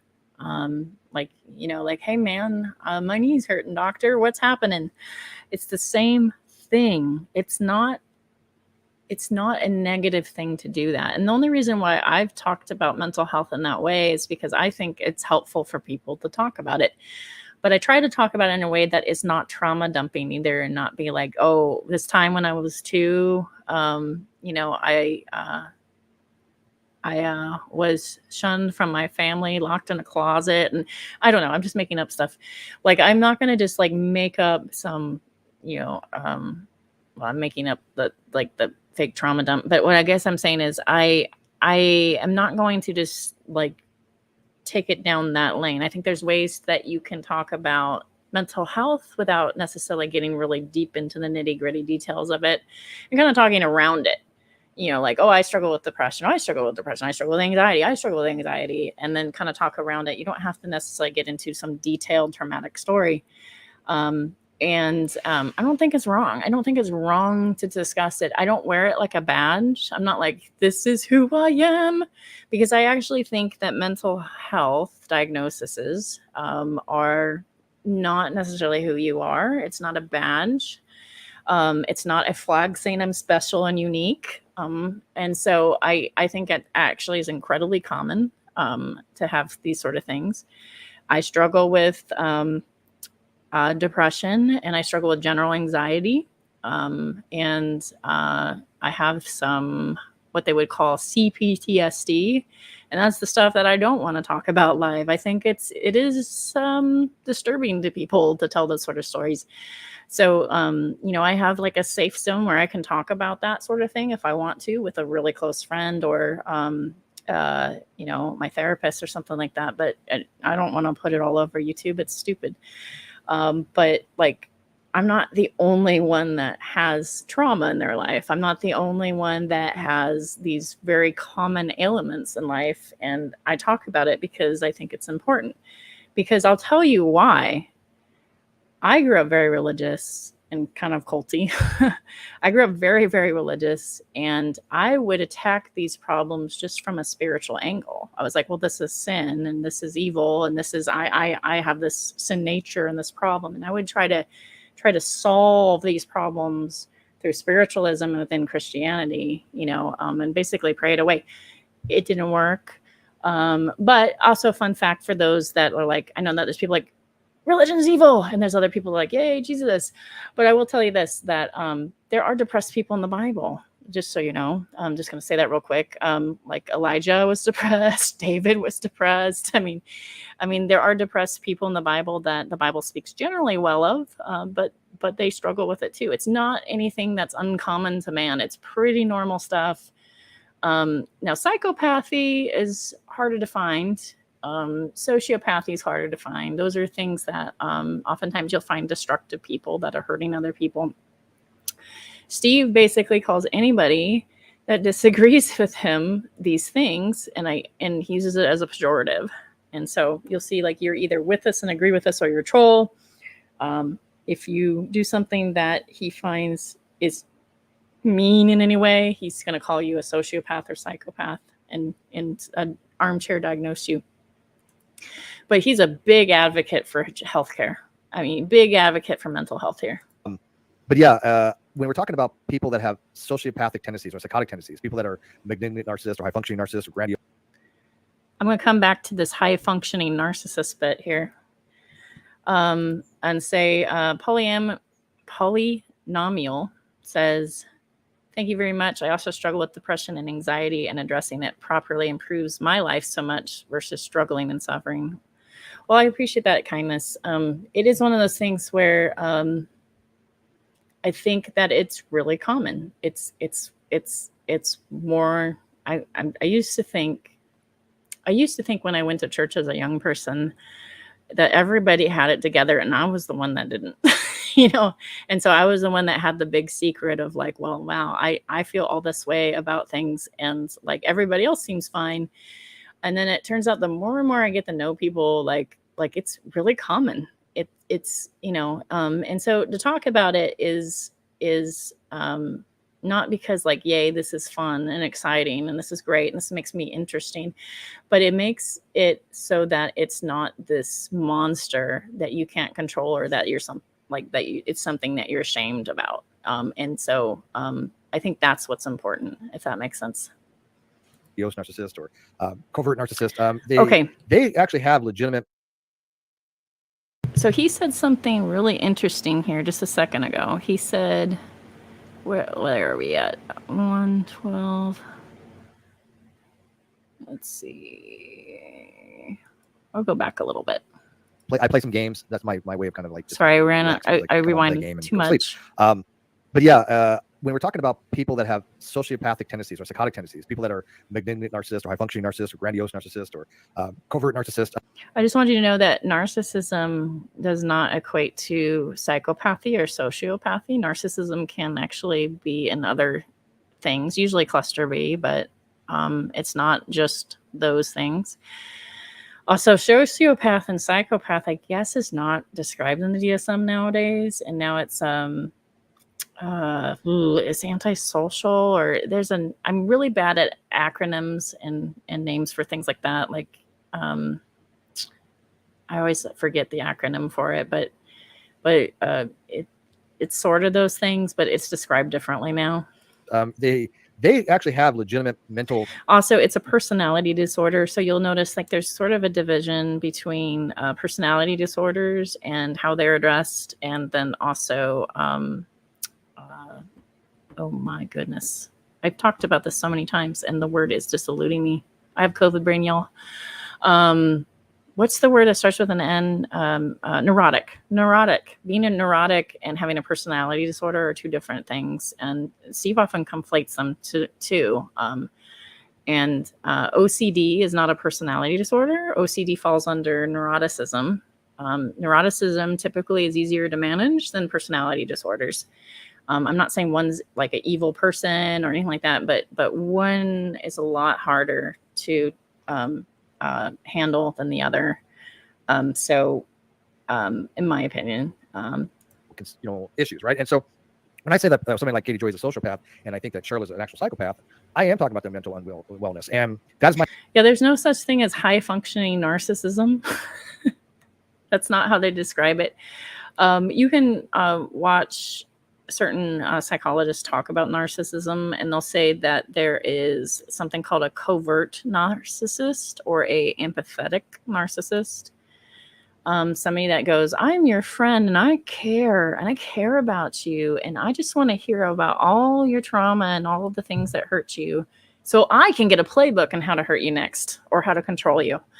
And they will feign like I've shared, now it's your turn to share. And they'll play that sort of tug and pull game. That comes in across as softer. It comes across as you don't see it from a mile away. And so covert narcissists do exist, but he calls it high functioning narcissism, which I've never heard anybody say that. My opinion. And usually, again, Thank you. I couldn't remember. I am really bad at acronyms and initials for things. I will not remember those sort of things. Yes, ASPD. Thank you. Stay away from people that are mentally unwell. I don't think that they're fully competent to know the ramifications of their actions. But that doesn't mean we can't hold them accountable because they still do things to harm people. So he says he stays away from people who are mentally ill, and it doesn't mean you can't hold them accountable. He hangs out with Wolf. Wolf's always like on his tail. Wolf has literally said, hey y'all, why are you beating me up? I'm schizoaffective or schizophrenic or something like that. Like he literally has said like, hey, this is my flag, on Twitter. And we're like, well, what do we do with Wolf? I blocked him. I was like, well, if you're not equipped to play hockey, I'll block you, because he was using it as sort of a shield. And I don't know where he's at. I don't know what kind of support he has or what kind of frame of mind he has, but I knew that he was threatening violence and challenging people to fight on the internet with Navy and Menace and Uni. He was like going to beat everybody up on the internet, and he was posting some like violent tweets. And so, yeah, I blocked him. But Steve has hearted his comments going, I'll make them pay, I'll stand up with the, and he's like, heart. So that's not true. And Alice, he's pretending like he didn't do the same thing with Alice. Like he befriended Alice. He used Alice the best he could. And even he was well aware of Alice before Alice, quote unquote, turned on him. And so that's just BS. I mean, look how much harm Katie Joy's done. I mean, it's just ridiculous. Oh my goodness, a lot. Yes. Yeah. Now, what would happen? Let me ask you, Meg. What do you think would happen if somebody like Sharla reached the status like Katie Joy has?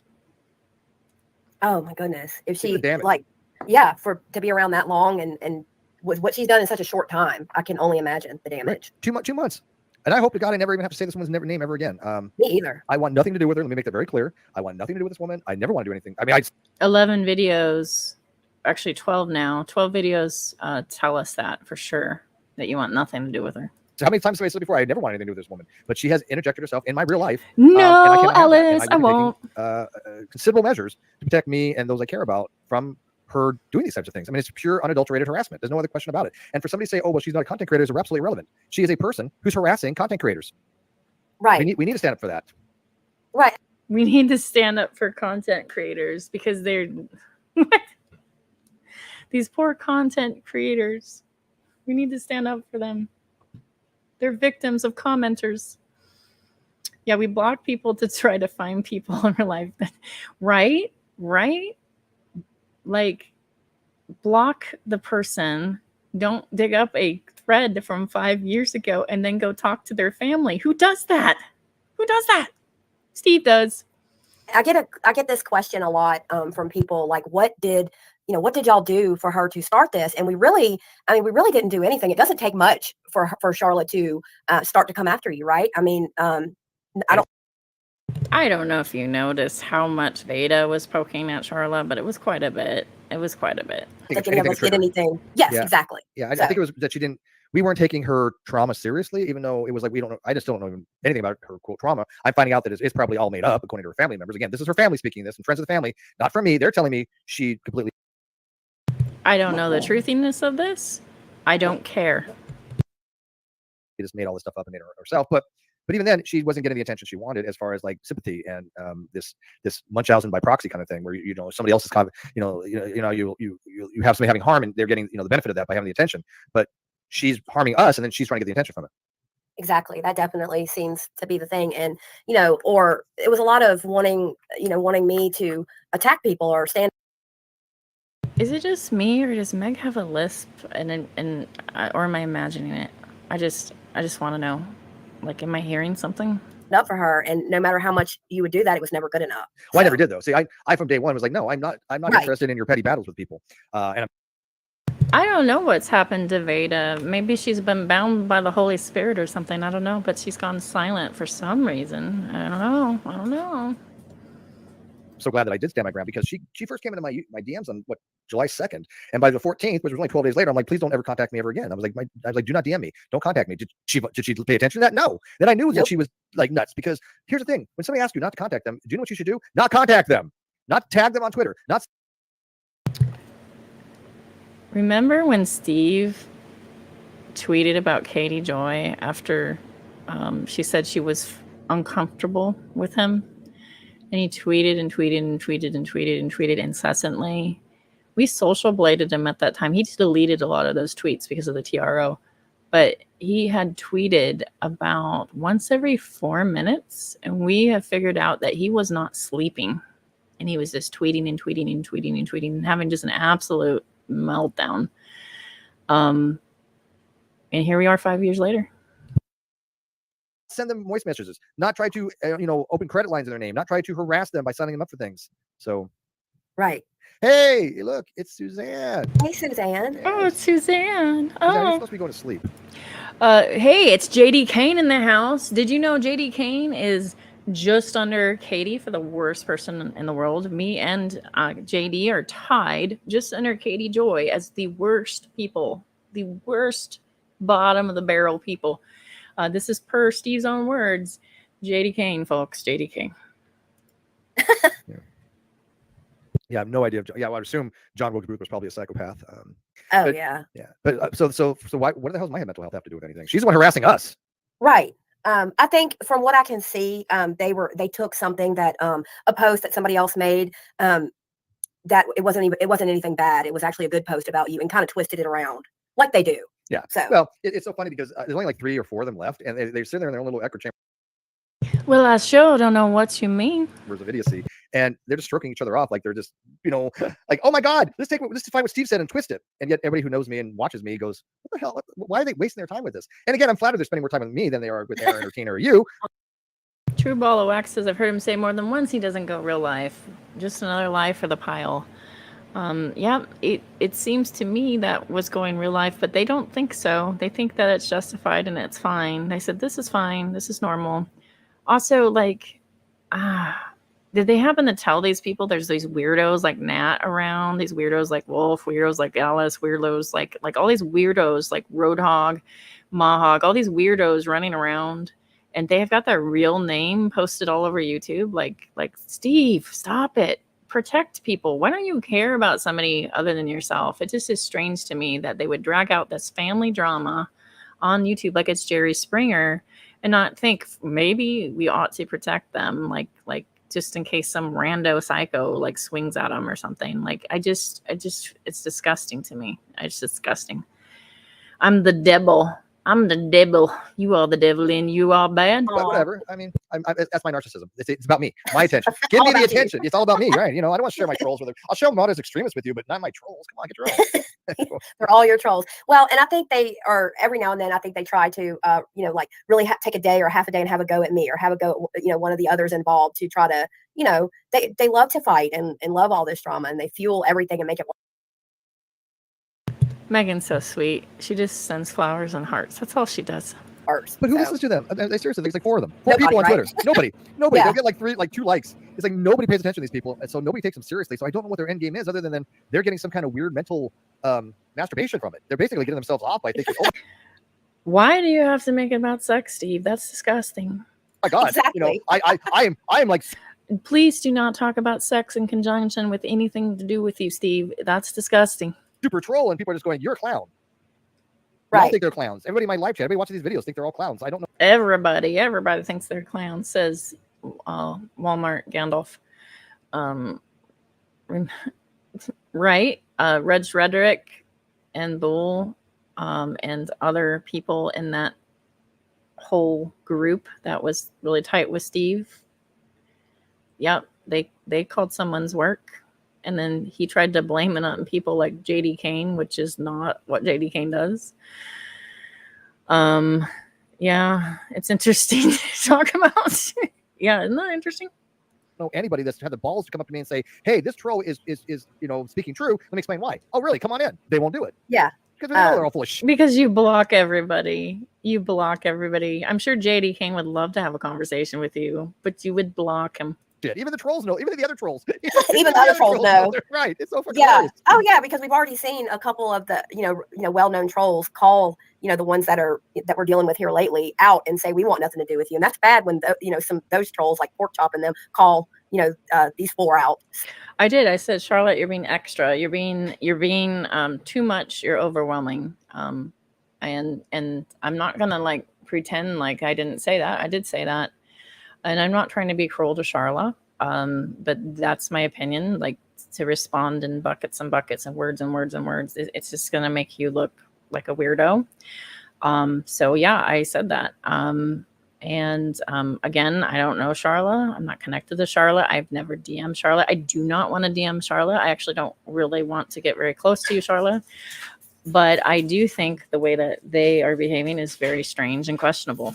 And don't want even to be around them.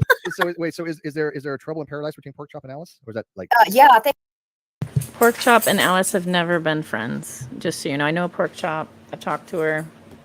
I actually talked to Pork Chop.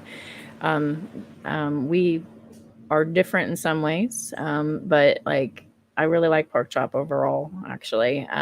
But Pork Chop was never friends with Alice. Just because someone's cordial with somebody for 0.2 seconds just to let them talk does not mean that they are like buddies. It's just stupid.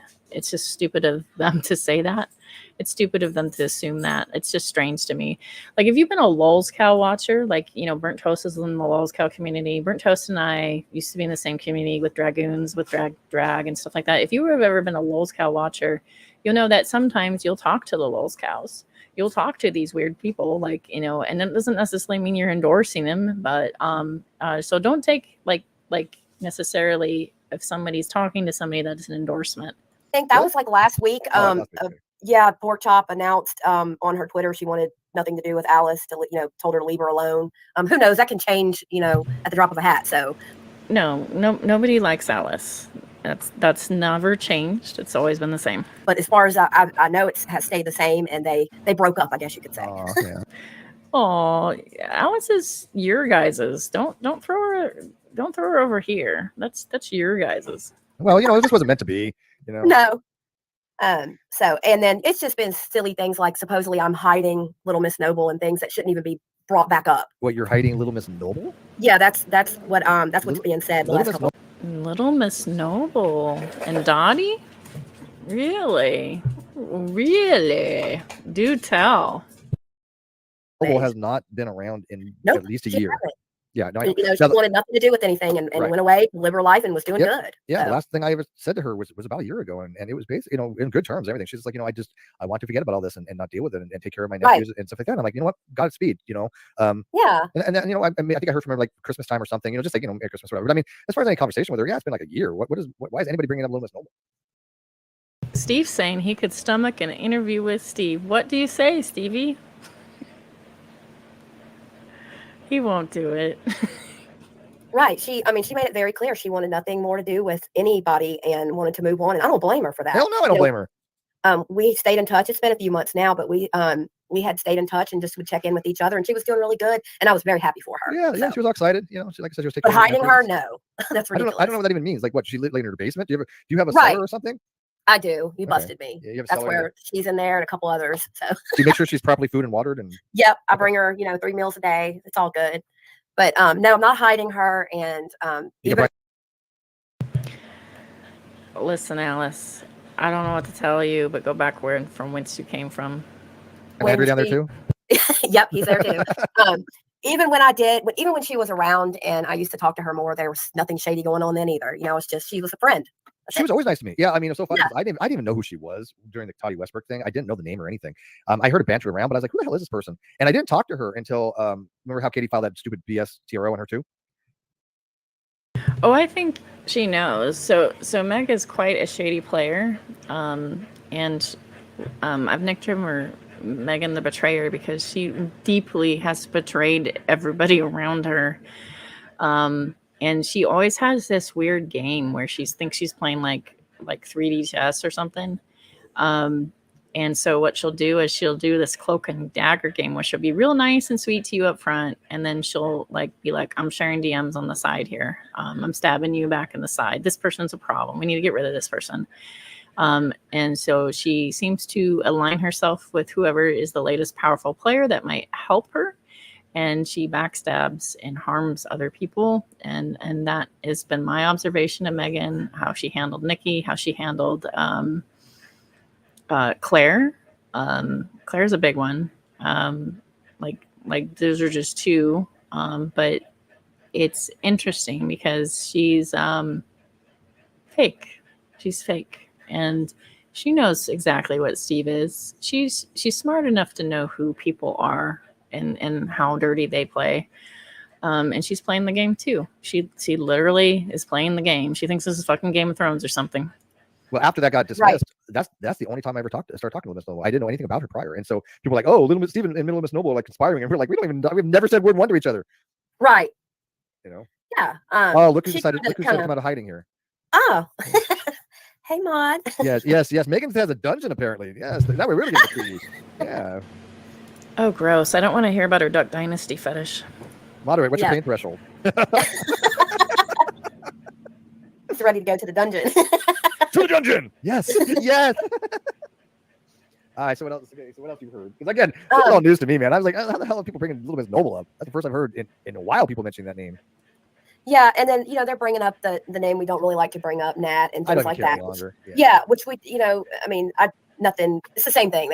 They repeat over and over again, and it's ridiculous. They always say we know more, and ridiculousness. So yeah, it's so funny because I love when I read something or hear something like this that I know is 180 degrees completely wrong, right? Because it means that the trolls are just making shit up, and that means that they're just outing themselves as idiots. I mean, we already know they're idiots, but I want other people to see that, right? We already know that they are. But when other people go, well, we have these trolls that are saying this stupid shit, and then you actually look at the evidence and you look at my videos and you hear me discussing the things, and they go, wait a minute here, that doesn't jive with what's actually evident in evidence. Like me streaming tonight. I mean, how am I hiding? I'm streaming here. Hello, come talk to me. I mean, what is it I have to be hiding from?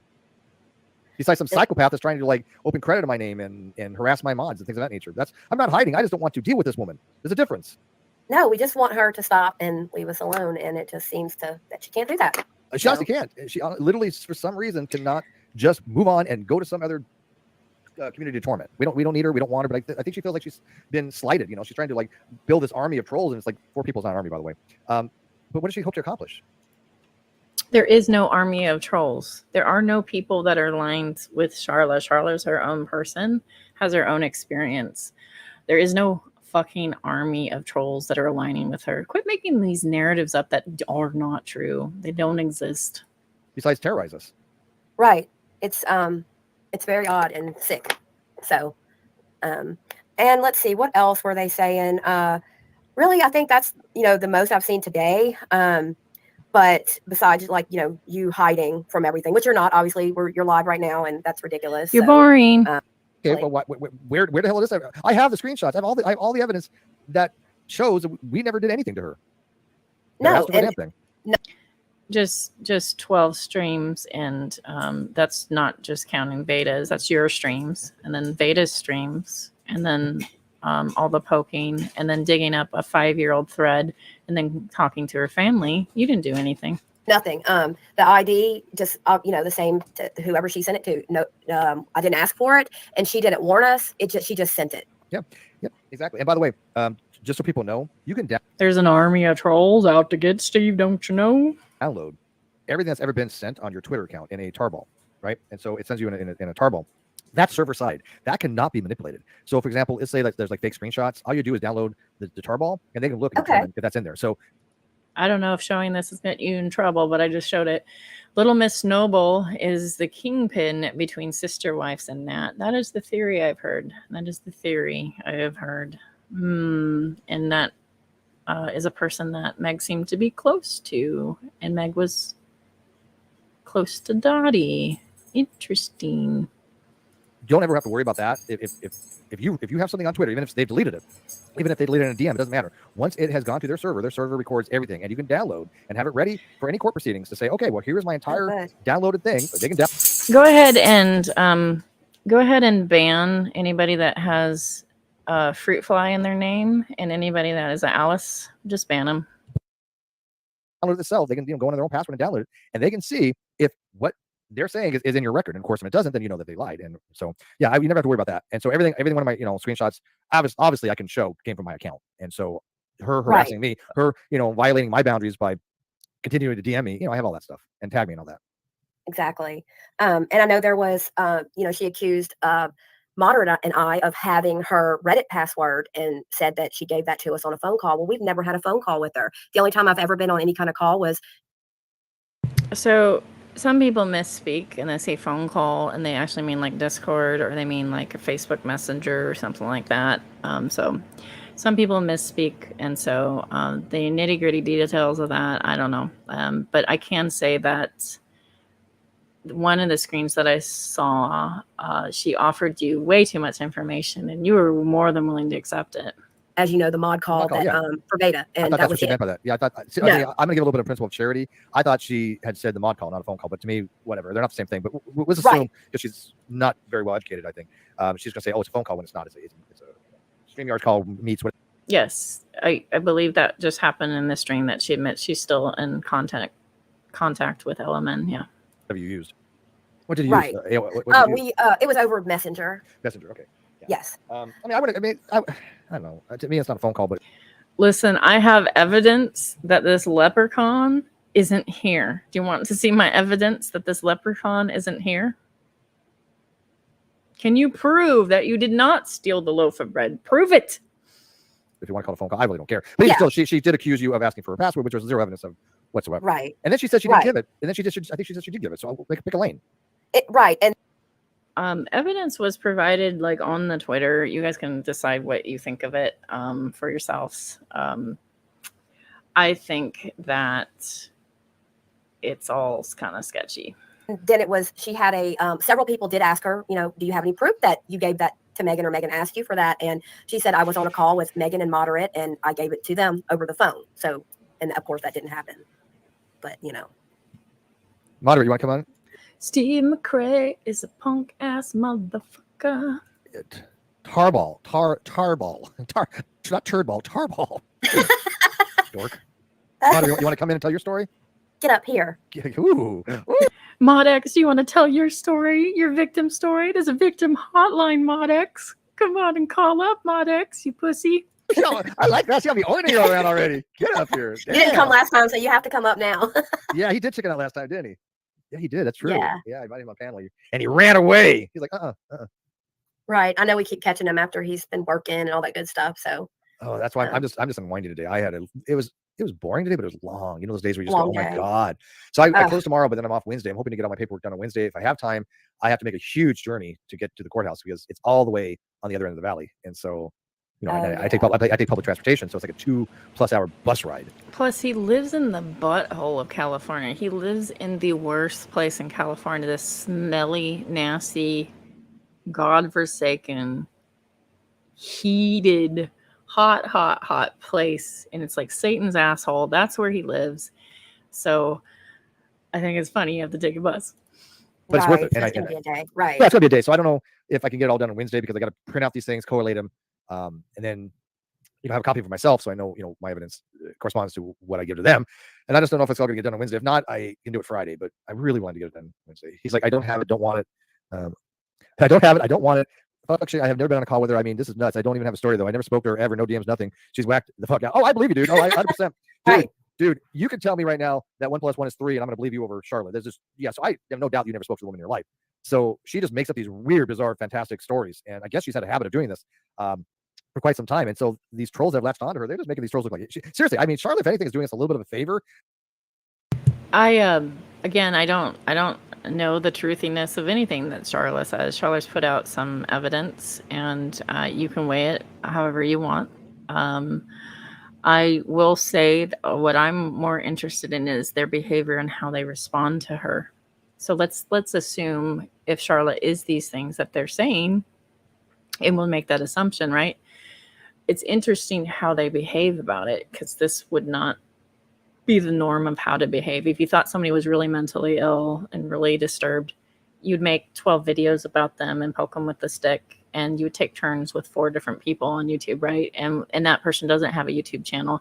And then you would dig up like a old thread that's 5 years old and talk to their family. That's what normal people do, right? Instead of blocking somebody. By showing people how dumb these trolls are. If they're going to latch on somebody who clearly is not mentally well, they obviously did that with Nat, and now they're doing it again with Sharla. Pattern? Absolutely. Yeah, big time pattern. Moderate, come in anyways. Come on. So I don't know anybody that latched on to Nat other than people that are close to Megan. Yeah, it'll be fun. Don't make me beg. What else has got in the live chat? What else you guys have heard today? Because again, I just catching up, and this is all just that's where. Oh, go ahead. I was gonna say, somebody said it's just wackadoodle stuff. You know. Oh yeah, absolutely. Well, like I said earlier on the family stuff, that's I think the main thing they keep kind of repeating over and over, that making it sound like we did something wrong by talking to the family. Yes. I cannot stand you, but if somebody contacted your family, I would say that's wrong. Yes, it's doing something wrong to contact people's family. Unless you you don't do it. It's fucked up. And we do that not because we could maybe get real mad at somebody, or somebody could do really something awful like what Cheshire did, or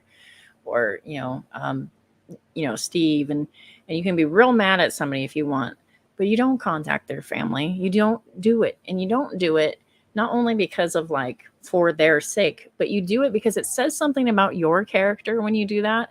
And it says something about the community. It actually takes everything down into the sewer. It actually makes things bad and worse for everybody. And so you could try to justify it all you want for one person. It still causes harm.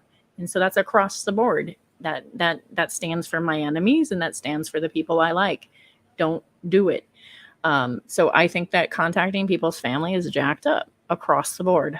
And we track them down and basically harass them to talk to us, but that is not the case. Oh no! If their family's nice as hell, but do they not care that their families are the ones telling me you need to protect yourself from this woman? I mean, they don't care that the family's the one that told me. You know what I care is that family member has no idea. One of them particularly has no idea how nasty you are to trans folks, and I think that they should get way far away from you, way far away. That she had tried getting their social security numbers, started to open loans in their names. They don't care that she had told her own sister that her child deserved to have cancer. They don't care about any of that stuff. Oh, that's awful. I mean, these trolls are. This is what I'm saying. These trolls are sociopaths and psychopaths as well, because everybody I don't like is a sociopath and a psychopath across the board. All y'all in my chat. All of y'all.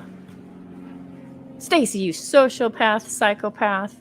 Stitching with Sisterly, sociopath, psychopath. Belinda Paul, sociopath, psychopath. Sheba, sociopath, psychopath. Hans, sociopath, psychopath. JD Kane, sociopath, psychopath. All of y'all, all y'all. To the normal human being, anybody who does those things should be ostracized and highly questioned as far as their ethical standards and their integrity and their compassion. But they're propping this woman up really because she's adversarial to me. So okay, the enemy of my enemy is my friend kind of stuff. You do bring a good point. True Ball of Wax says in the beginning there were several that fought for Nat and believed and had little emblems on their Twitter that said I stand with Nat, and I do remember those. I do remember this. They thought that was cute and they campaigned for her, and I stand with Nat. All because some weirdo is also a hater of KJP. So let's embrace them and let's suck this person in. I think if anything, there's this lesson learned that the enemy of my enemy is not necessarily my friend. And one of the things that I noticed is that there was a big campaign saying I stand with Nat, and this and that and the other. I want to make it real clear. I'm not defending Sharla. Sharla can defend herself. What I'm more interested in is this behavior pattern. And I'm interested in the behavior pattern of assimilating a group. I'm interested in this behavior pattern of the way that he's poking at her and then going, I'm a victim. I'm another victim of a woman. A woman victimized me. It's very McRae too. And that stuff is what interests me. I think that is fascinating. Stuff. But at the same token, all of them are looking so damn stupid by promoting somebody who has done these morally reprehensible. I'm not promoting anybody, dude. Morally reprehensible things, and they think that somehow I'm worse. I'm sorry. When did I tell a mother that her child deserved to have cancer, or to tell the child that? I'm sorry. So this is what some alleged hearsay that I wasn't present seeing. So I wasn't there. This is some like 5 years ago stuff that you dug up. I wasn't there. I wasn't told the mother. I told the child that. I'm sorry. Did I do something like that? No, because I'm not a sick fucking human being like some people are. Right. Yeah, Sharla claims. And of course yeah. I was just saying, I'm sorry, but Suzanne said Sharla claims. You know what's so funny? How is it Sharla claims they're lying when I've talked to 1, 2, 3, 4 people and all of them got the same story? That's pretty impressive. I figured she'd say that, of course. You know. Yeah, I mean, obviously, I'm not going to dox, any of them. Obviously, and I'm not going to give out who some of them were, but you already did a ton of them, you dummy. People know that they're your daughters, but the other ones, no, they don't need to know who they are. But it's irrelevant because they've all been saying the same exact thing. Sharla's a psychopath, and get a restraining order. So, yeah. Well, Sharla's going to have to. Sharla denies that she says such a thing ever. That's what she's saying. She says, I didn't say that. I don't know. Obviously, I'm not present in that time period. So I don't know. Prove her case very soon. Very soon, because if she's going to accuse me of asking for her ID, I'm going to ask the court for evidence for that. And she better have real evidence, which we know she can't because that never happened. Right. God help her if she tries to commit fraud in the court. We know what happened. We know what happened to the last person who tried to do that. They got actually jail time. So yeah. Well, I don't know what she's gonna, what she'll do next. It'll be. I wish she would just stop, but of course, doesn't seem like it. I don't think she will until she finds another target. Yeah, that's true. I think I was talking about that with Veda earlier today. I was thinking about what to call my members. Maybe they need to be all called sociopaths and psychopaths. That we think that it would take, her finding someone else to go after to leave us all alone. Yeah, but unfortunately, I think she spreads herself thin and she just kind of like can go after 10 people at once. Right. And it seems that if anybody disagrees with her or, speaks out in our favor, they get attacked too by her. So. Interesting enough, Steve lost a lot of following. So a lot of people that would have been advantageous for him to buddy up with in the atheist community when he posted, and the pagan community too, when he posted pictures of Katie Joy's child and started swinging at that, and that he doesn't need a wheelchair medical device, and was making all these assumptions, and the kid's picture was up there. People that were like, I need to be Switzerland. I need to be Switzerland. I don't want to be involved in this. I don't want to. They spoke up. And you know what happened? They ended up on a block list and called out almost like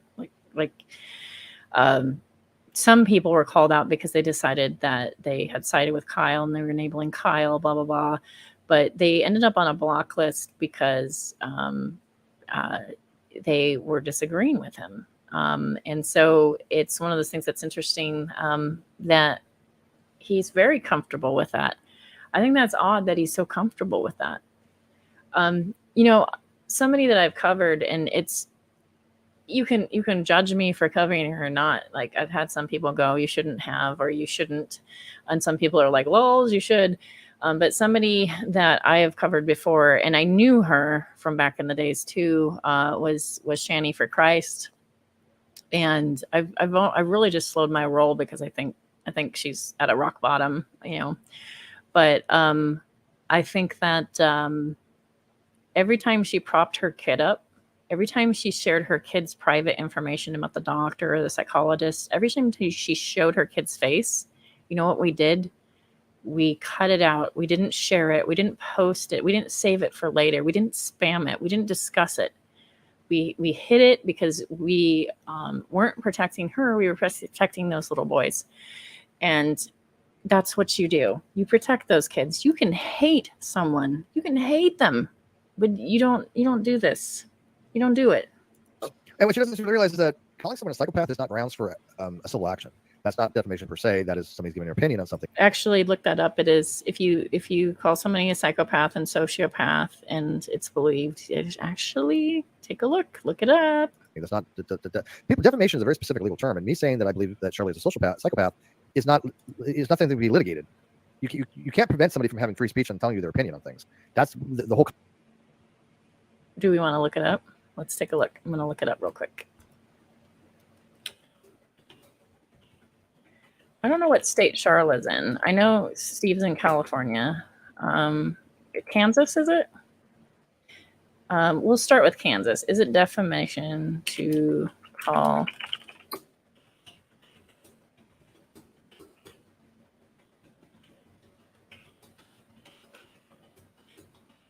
I'm going to look it up because Google's my lawyer. Just kidding. Obviously, it's not perfect to Google things, but I just want to see something real quick. This is pulling up a lot of can mentally ill people be held accountable? 7 terms to avoid when talking about mental illness. Rules of insanity, moral responsibility. Oh, that looks like a really good article. Rules of insanity, moral responsibility for the mentally ill. I'm going to read that later. Let's see here. Let me just open this one up real quick. Oh, God, this is a book. This is whether or not you can plead insanity. Kansas does not like you to plead insanity, apparently. Let's see.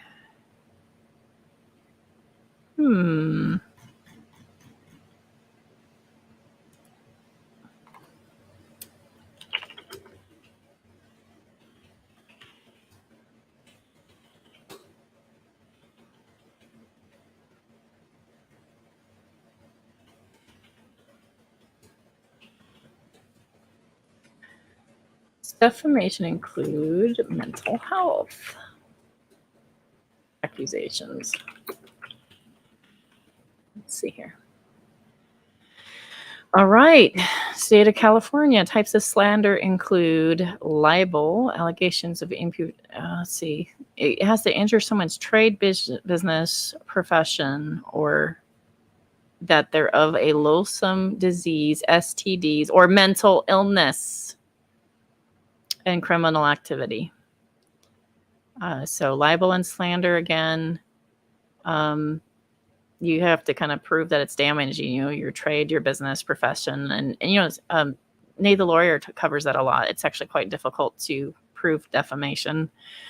But if you can prove defamation, like some of the ones that they're listening, loathsome diseases that you don't actually have, STDs, mental illness, criminal activity.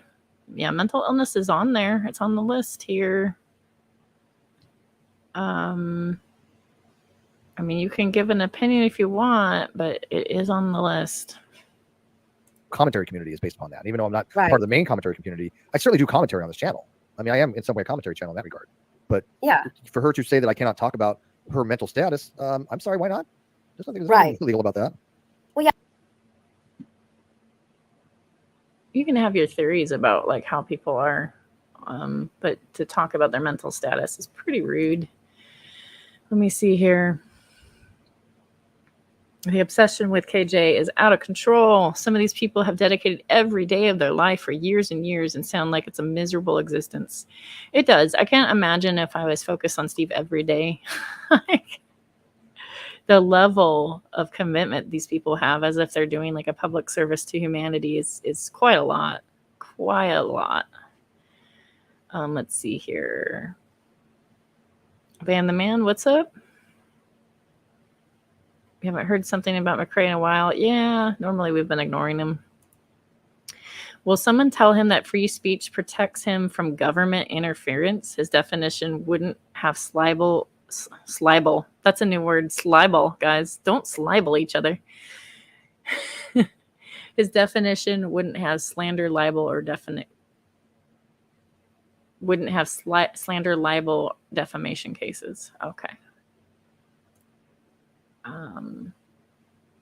Yes, everybody that's against him is a troll and a sociopath. Steve was besties with Unirock for months, right up until Unirock committed the greatest sin against him. Uni asked Kyle for his side of the story. Yes, that's true. So Unirock was being weaponized by Steve, and you can look me up from 2018. I was actually fighting with Unirock, and back then, he was told one side of the story by Steve, and he was responding from that one side of the story. And then when some things happened, he said, well, maybe there's a more to the story. Let's see what the other part of the story is. Steve flipped his lid, and it went on from there. And then they were off. They were not buddies anymore. Let's see. It's a bit easier to prove defamation when you're not a public figure. Restraining orders are the best way to deal with this. Yeah. You're sad that Nate went political. Nate is more right than I am. I'll say that. And, you know, I'm always sad about that. Steve's word salad could be considered slibel. Yes, libel. It's a new word. Slibel. Don't slibel each other. Spackle, are you okay before we listen to 11 Steves? Yeah, if I did like 11 Steve streams in a row, you guys are allowed to take me aside and go, you need to get off the internet, maybe play some video games or something, chill out, maybe talk to your therapist. I don't know. Yeah, I guess that's what I, have been sitting here wondering. And, she wants us all to stop talking about her. And I know especially the creators that have talked about her on lives and stuff. But, I mean, why is that not okay? I mean.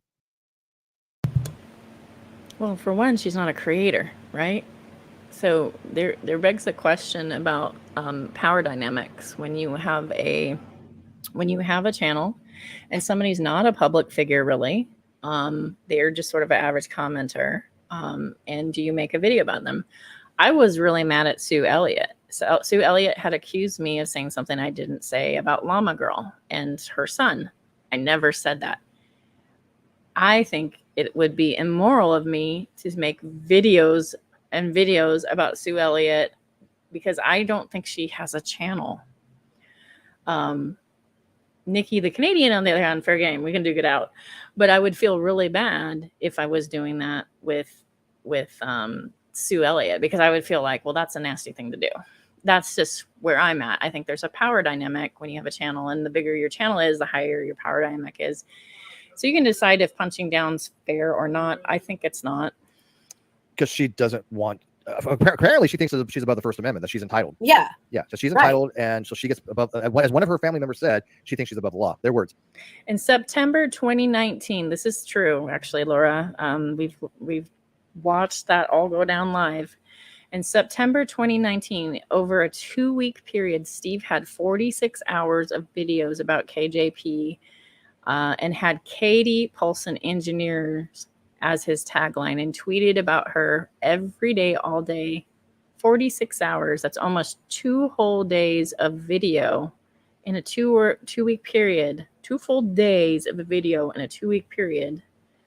These aren't like short videos. These are long videos, like all together. Like it's bizarre. Like, so content. Tweet. I remember we were counting it. He was tweeting once every 4 minutes, and we don't think he slept. I remember that. It was very weird. He was spun out. Let's see here. Julie Virgo in the house. Hey, Julie. How are you?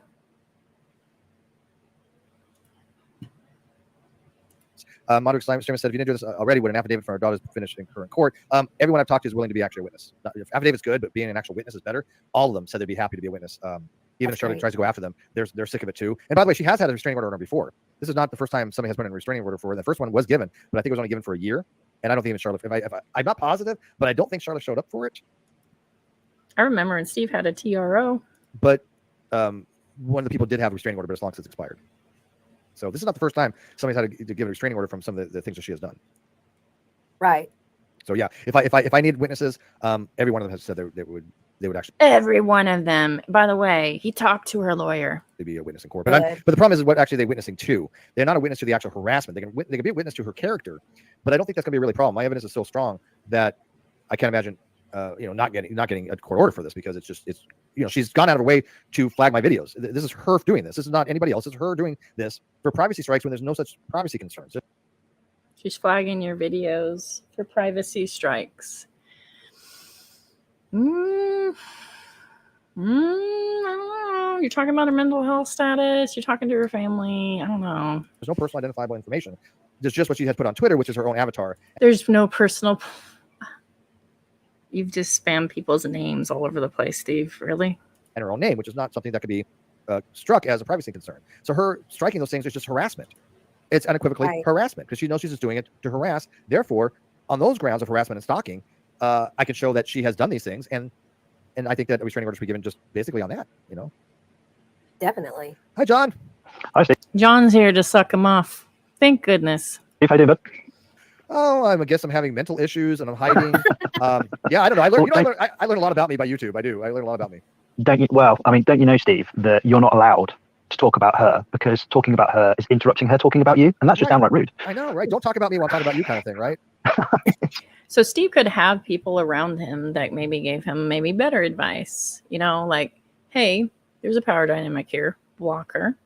If she keeps going around your block, then, do X, Y, and Z. And if she's threatening, file a police report. And, same thing with Sharla. If they're threatening, file a police report, block them. These are things that are normal steps to do. But it seems like his friends just are like, whatever you want, Steve. It's okay. This is a good idea. Here, drive off this ledge here.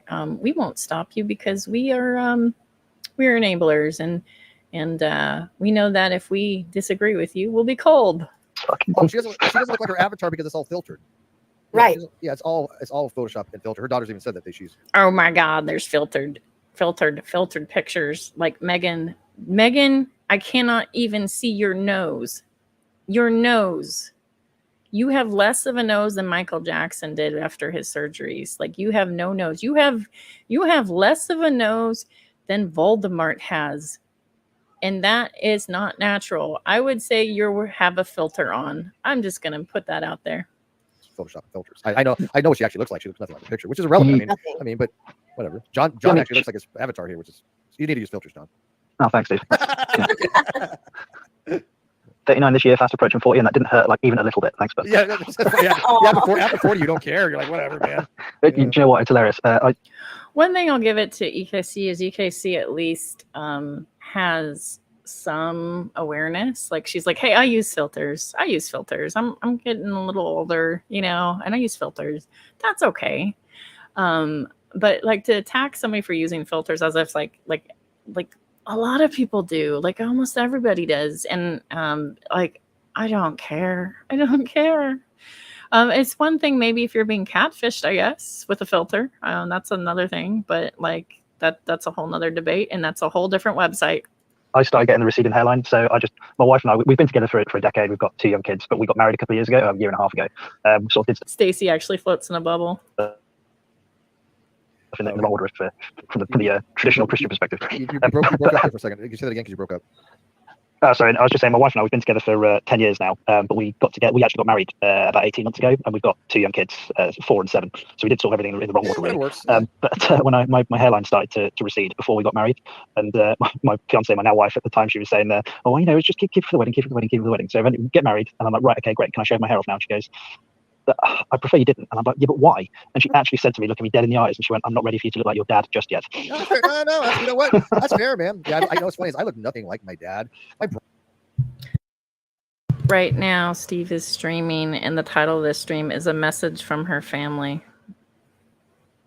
Like, they have no idea what they're getting into with Steve. It's really sad. Like, I don't know. Don't wait. Stop. Don't wait. Brother looked more like me than I looked like my dad, and I look more like my brother. But yeah, I don't really think I see any resemblance between me and my dad, especially because I remember my dad looked like when he was 50 something. And he looked totally different. Did your dad have weird like ankles that are kinkles and weird ugly toes? And does he drink beer? Like, well, your dad might be gone now, but like back in the days, did he drink beer like you on the sidewalk and take selfies? Don't see the resemblance. I look good for my age, I think. But Does he resemble you? I'm a narcissist, I guess, according to the trolls. So it's all about me. Yeah. Narcissism.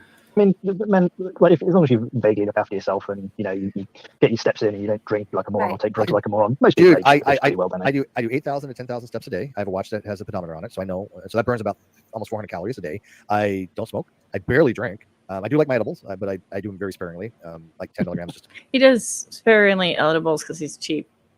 to fall asleep. And so yeah, I changed my whole lifestyle. I would say 8 years ago, I guess, and I never looked back. I feel so much more healthier. I think if I would not quit smoking, I don't think I'd been healthy right now. Yeah, I definitely had to change my lifestyle. I mean, it was starting to have an impact. I mean, I drank quite a lot. I still do drink probably more than I should, but well, you're English. we both do it. Yeah. You wake up. There's a lot of pressure as women on how we look, and I mean, I'm joking with like Meg here, and the only reason why I'm pointing out that she has no nose is because like they're like literally going filter. She uses filters, and I'm like, what is this? What is this right here? And that's the thing. Like it's so common, and it's funny because you know why men don't have to use filters is because they're not judged by how they look like women. They're not. You know, Modex talks about my looks all the time, and he actually kind of came up with the best insult out of all of them. Actually, I'll give him that. He called me Jenkins, which is the character on South Park that plays World of Warcraft, the chubby guy with that's balding, the receding hairline, that's obese. It's a funny. I don't think I look like Jenkins, but it's a funny insult. I'll give it to him. You know, like he wins the insult war out of these people. But most people are really dumb on that side with insults. Have a drink. Hey, it's lunchtime. Have a drink. How do you know it's time to get up if you haven't got that mimosa in your hand? Really? So, I like a good mimosa. Yeah. I don't like John. He's boring. I'm gonna fast forward.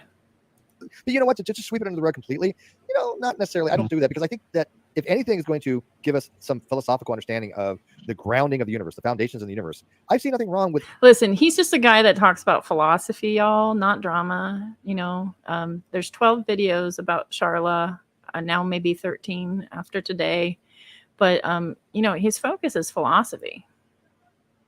So my life has meaning because it is short-lived. The beauty of the thing is not held in its longevity, but in knowing how briefly it will last and how privileged we are to have been here to witness it. Yeah. Let me show you how smart I am. Okay. So you can put hundreds of thousands of volts through a human body at a low amperage, but if you put a high amperage, I think this might be the end. Dude, I have remedies at my disposal for these very things, and the evidence is conclusive. I have a moral obligation, I think, to file at this point. Well, for me, it's a moral obligation. You ever notice that Steve is always dutiful, and it's a moral obligation? It's always ethical. It's like he's some sort of paladin on a mission. He's like the prince, gonna rescue the princess from the castle. Y'all, I'm the righteous knight here. I'm the one that's gonna do battle against Katie, and y'all can donate to my lawsuit against Katie because I'm going to be that white knight and I'm going to battle Katie. And I have a moral duty. Threat of swatting. That's the big thing. I mean, that's. Right. I literally did. I opened up a local police report, and I have opened up. I have a Kansas report. That's like I said, one of the people that did. Yeah, but did you go to the Sacramento FBI, like Uni's ex-mod did? She told me she went to the Sacramento FBI against me. That's pretty amazing. The guy called her. The officer. She knows I'm serious. The officer did call her, and of course she denied everything. But I'm like, well, that's irrelevant. I still want a case number because I'm going to be pursuing this with local law enforcement, and I want some follow up on it. Because I can tell you right now, if you don't keep up on the cops, they don't do shit. Look, I have astronomical integrity. Really got to push them. So I've got incident numbers and all this other shit because I am using it all in my court case. Yeah, they use this in the UK as well. I was out last year in town just with a few mates. I was walking home, went into a takeaway, and there were a bunch of people of the gypsy persuasion in there. The second I set foot out of the takeaway, they accused me of stealing their hoodie. Now, bearing in mind, I was wearing they had like silicon on it and decorator's cork on it. It was like a cheap as chips shitty hoodie. But I intentionally went to town, so if I leave it in a cloakroom and forget, they can ask to search them, and you have to. Irrelevant. Next. Name? Yeah, I'm gonna take that very seriously. So hopefully she won't do it to anybody else. That's the end goal because I'm here to defend everybody. I'm the grand defender. Remember when he said Do you remember when he got everybody riled up about the non sequitur store? And they did the I'm non sequitur, I'm non sequitur, I'm non sequitur, we're non sequitur. Kyle stole from the fans. Kyle stole from Steve's daughter. Do you remember all that? You remember that? We have a moral duty to stand together. And then he would like hammer everybody. Bill Ludlow, you have a moral duty to stand. And Bill Ludlow's fighting cancer, and he has better things to do. But he jumps on Bill Ludlow's thread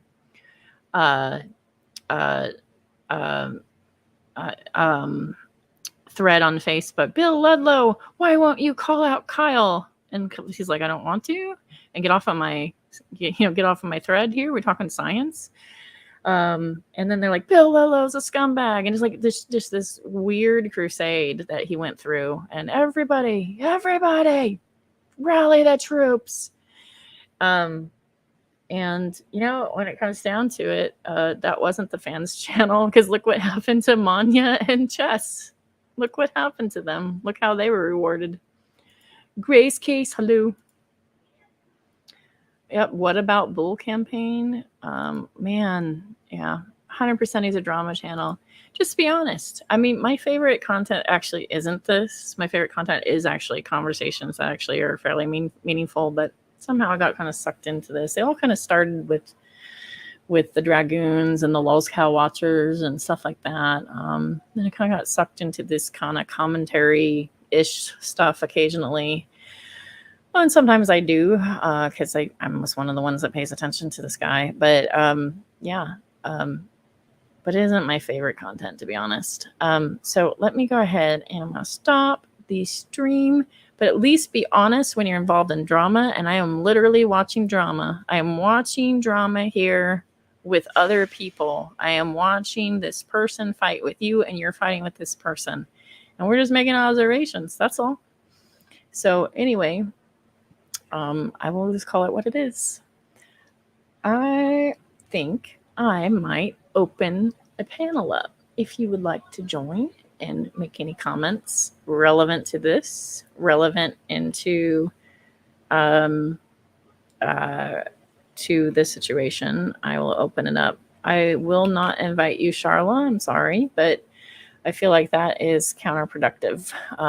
So let me go ahead and send that off to some of the usual suspects here and see who turns up.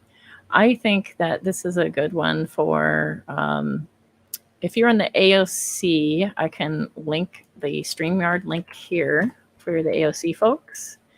You are welcome to join if you'd like. And if you are somebody that maybe you think you have something to share that's relevant, let me know and I can send a link your way as well. But I think for everyone's good that I don't want to get close to the players, and that's too close. Like I don't want to get close to a Steve person. I don't want to get close to a Charlotte person. They can get out on their own. But yeah, there's a link in the AOC. If you look in the general in the AOC as I instructed, there's a link there. You can click the link and it'll put you in the back room, and then go ahead and comment something that would allow me to recognize you in the private chat when you join. At this point, let's go out to the lobby. Let's go out to the lobby. Let's go out to the lobby and find ourselves a treat. I'm just scrolling around real quick, taking a look here. Oh, I think I found something that might be interesting and relevant to play. It was sent to me by somebody. I'm going to play it real quick. Let me find the link. Let's see here.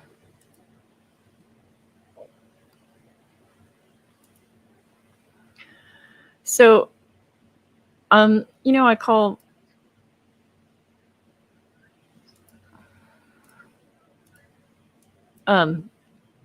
this is kind of just funny. Let me see. There we go. All right. I'm just making sure what I'm sharing here isn't too weird. Okay. Present. Share screen. Laura, I see you in the back room. I'll let you in a moment. Give me one moment here. Do. It's under Chrome tab, right? Let me reopen this. Try it again.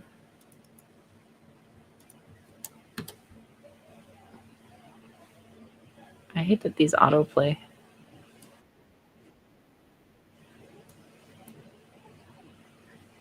Let's see.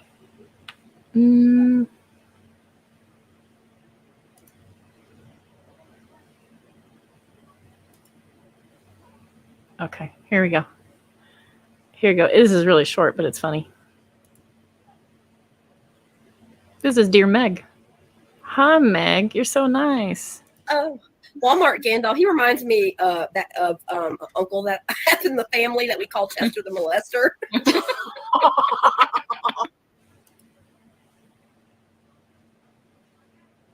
Wow. Steve, what a good friend you have by your side. Oh, Walmart Gandalf. He reminds me of uncle that I have in the family that we call Chester the Molester.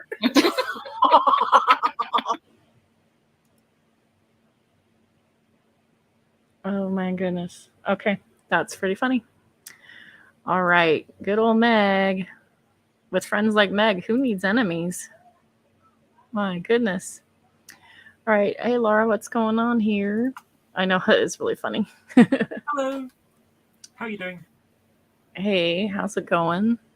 Not too bad. Just been sort of enjoying the show. I had a little break for about half an hour because a friend phoned me, so I'm sort of watching it going on, but I didn't hear a damn thing. Oh, yeah, that happens sometimes. Laura, you were part of the group where Steve did the whole hijinks of it. Yeah. What was interesting, because we're talking about the old great debate community that he set up. Well, yeah, but it existed before he came in, remember? Like, we were all kind of doing our own thing. Yeah. Yeah, it was just a general term to represent people that had an interest in talking about religion and creationism and atheism and stuff of that nature. Philosophy was quite a big part of that, which is what, attracted him to it. He likes to say that he's like really big into philosophy, but when it comes down to it, everything is what he learned from Ozzy and other people. Oh, yeah. Yeah, he even would cite Ozzy, going, Ozzy says, and then cite him as a backup. And that was always kind of interesting. Steve always says he interviews like PhDs, like as if the PhD is going to somehow rub off on him, and that he really wants the person with the PhD to back him up and say, yeah, I agree with you. So he would really, like, about right now, really loves somebody that is a psychiatrist to please join his stream to back up his bullshit. Now, be careful, because if you're a clinical psychologist, it's against the rules. Don't fall into the trap. But he's just begging for somebody with a PhD to back him up on this sort of stuff. It's just bizarre. Back me up. Yeah. And I think that's he, like, as you said, he lives vicariously off other people's talent. For sure. And that can only take you so far, right? He once claimed that you know that video where it's the King Steve thing came from. In that he claimed that it takes more skill and effort to hold a live stream than it does to spend hours editing a video together. Oh yeah. That was absolute bullshit. So as somebody that edits and somebody that does live streams, I can tell you that when I live stream, this is fucking lazy mode. I'm so fucking lazy. And I'm glad that you're all visiting and I like to hang out. One of the things I like about live streams is, like, I am shooting from the hip. I am sort of like just chilling out here talking to people. I did pop an edible, so you do have actually a high version of me, so I'm really sorry. but Hashtag California. Yeah, you know, it calms me down. What can I say? Yeah, like it's one of those things where, you know, like if I'm going to suffer watching this, why not everybody with me? We can hang out and make a party of this. Sort of like, you know, like that show Mystery Science Theater. I love Mystery Science Theater, the original one particularly. Yeah. You know, we're just Mystery Science Theatering YouTube together. Okay. So. Yeah, what I find interesting about Steve is just his, you know, is the sort of duplicity and, you know, hypocrisy. You know, like he claims he doesn't do drama, and yet, you know, like the last, what was it, 25 videos I think I looked up, are all about Katie Joy Paulson and this Sharla girl. Oh yeah, yeah. This is madness. I don't remember who made this meme. It actually isn't me. But you know the Shang-Chi rings? He was doing these weird hand motions. And they're like, what is with these hand motions? And he put it together on this. And so that's where that comes from. Sorry, I was answering a question. Yeah. I enjoy things like him saying that sharing private messages is like really, really bad. And yet he'll share other people's messages. Julie, I think you should come in and explain to yourself about how you're a psychopath and how Steve properly diagnosed you.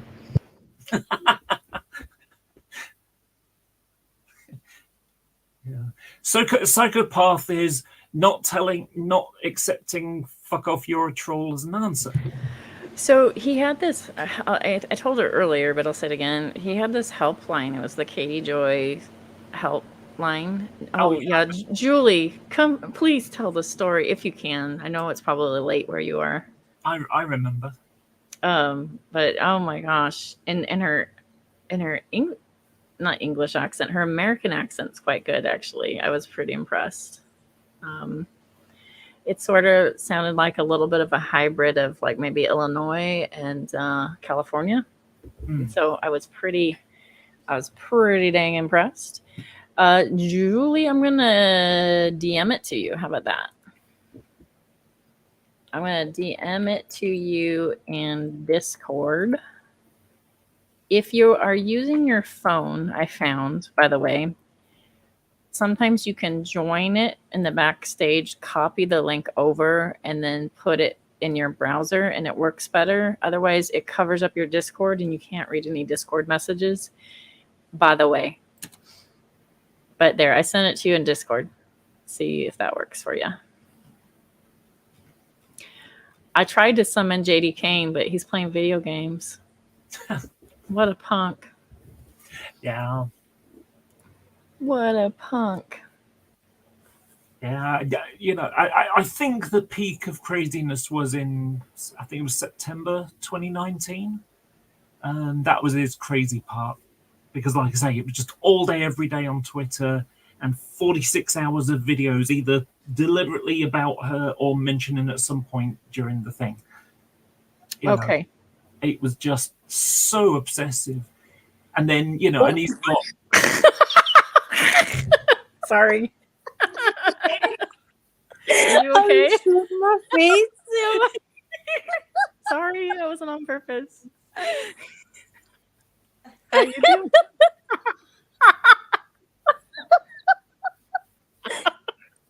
I'm suing you for that.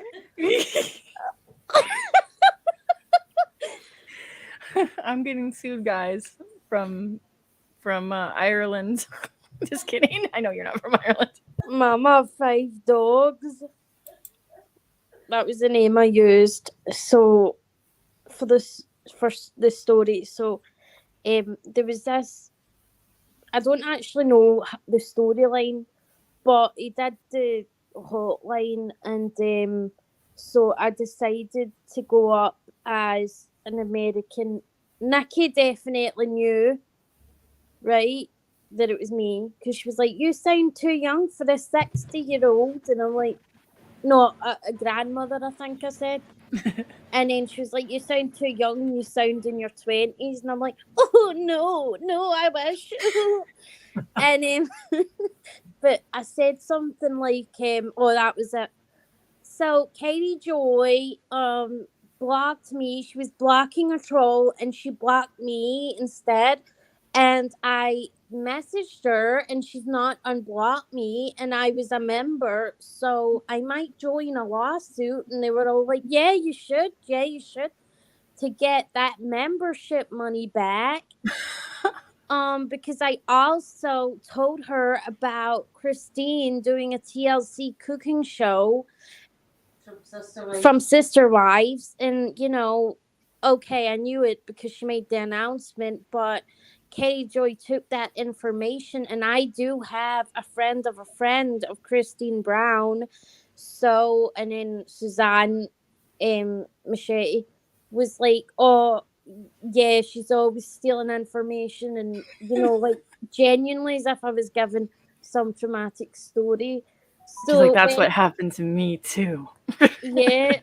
It was then when they found out it was me, it was like Julie Virgo was a psychopath. So that was how I was formally diagnosed by Dr. Steve, and I just want to thank him so much, because due to that diagnosis I finally know what's wrong with me, and I finally know why I feel the urge to troll this older man that has no life and sleeps in a couch. So thank you so much, Steve. That diagnosis truly changed my life.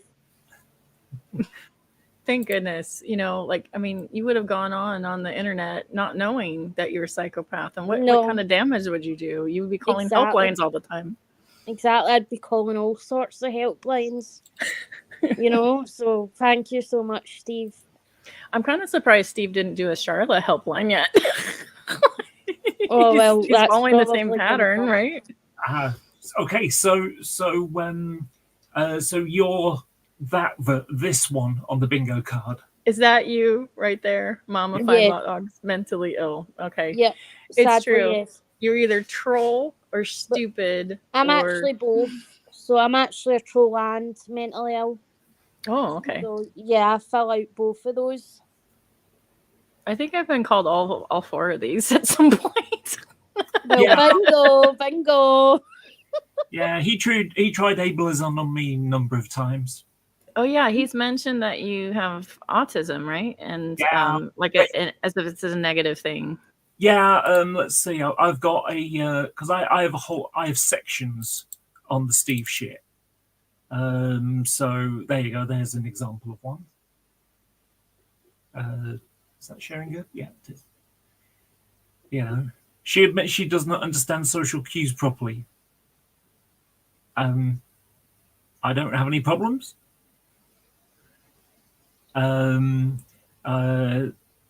Yes.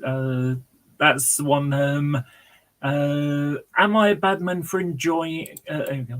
Am I a bad man enjoying that Laura being so triggered and upset while I completely live my life as if she doesn't exist, and then talks about me having, cognition problems and etc. But I found it amusing. Hope she gets the help she needs. Don't like seeing people not taking their mental health seriously. And like I say, this entertains me because it's like 45 minutes of him living his life as if I don't exist. Well, he was also conflating autism with mental health, actually. Yeah. Like I say, just does it all the time. Oh, sadly, there's no treatment for autism or psychopath, Steve, so get your facts right next time. Yeah, I think Steve has confused a psychopath with the sort of Reddy Brown tarmac you get at the side of a road. A psychopath. Yeah. Same thing. Makes sense. Well, I'm going to jump down and talk and chat, guys, but just remember that I will be soon. Katie Joy, please join the lawsuit. She owes me $10 in memberships and credit for telling her about Christine Brown's online cooking show. So please remember that, Justice. Are you going to do a GoFundMe for $15K and I think your retainer's going to be $5K, right? Yeah, I'm going to spend the rest in veneers, but don't tell anyone that. Are you going to get a side job to help pay for this? No. Well, yes, but no. look, just do it the easy way. Go on the internet and cry about it forever, like Steve does. I will. Then you'll have enough money for a lawsuit. Oh, wait a minute. No, you don't. Oh, I have a scathingly brilliant idea. You should write a blog. Yeah, Julie too. Oh wait, Mama 5 Dogs too. Mama 5 Dogs too. Have you read my blog? I was Mental Health 2 by Steve, or Psychopath 2 by Steve McRae. So that's coming soon. Do you know? I don't know what his situation's like now. Steve is in the anus of California, in the devil's anus, where it's so hot and smelly and nasty. It's the worst place ever. And his roommate is Kino. And for some reason, Kino must have a giant heart because she's like, yes, you can stay on my couch. Well, I'm going to sue Steve and Kino. I'd watch your couch if I were you. Can you imagine what that couch might smell like? Oh, well, you know that he's been all down the back checking for loose change. I imagine. I wonder how many times he... Apparently, he did do one thing, though. He helped you two find what they were looking for.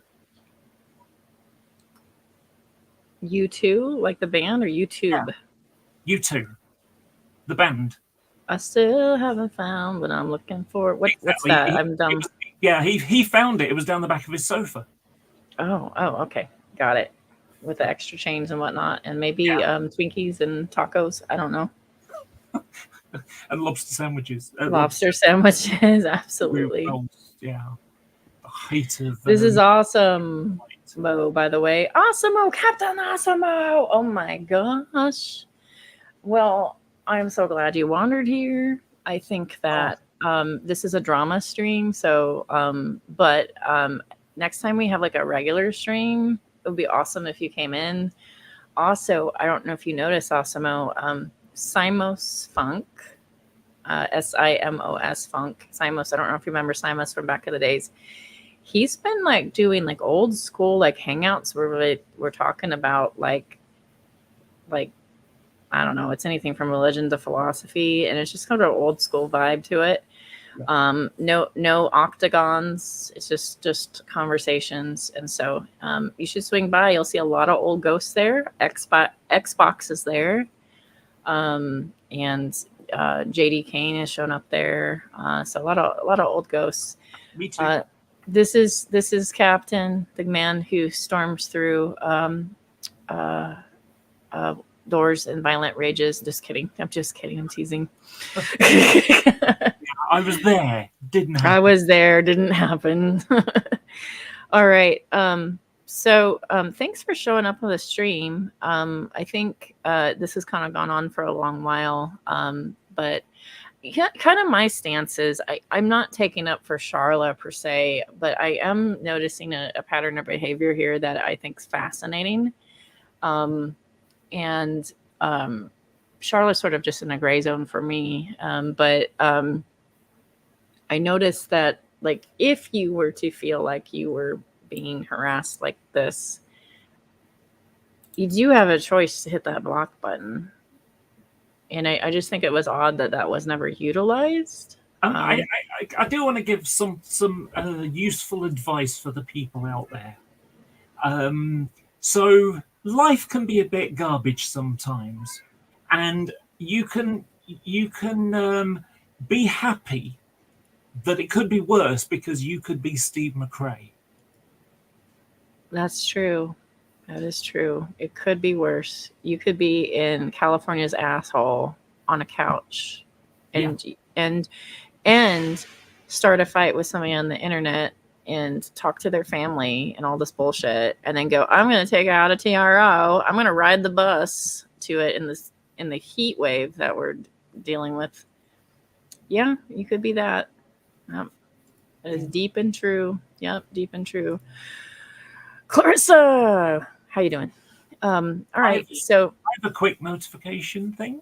I'm looking to start some new hangouts, which you call it, just me chatting with somebody, just from the old days kind of thing, drag up some old, lols. And it's going to be, provisionally it's going to be called Blast from the Past. I thought that would be a bit of fun. And one of the possibly the first person I'm going to be chatting to is Alex Bottom. How is Alex? Anyway, He's doing well. He just moved house as well. He's just moved from the Birmingham area to Northampton. So that's really good. Yeah. He got divorced a few years ago, and he's got a new girl he's been with for years now. So he's been doing really well. Good for him. Yeah, getting off the internet really helped.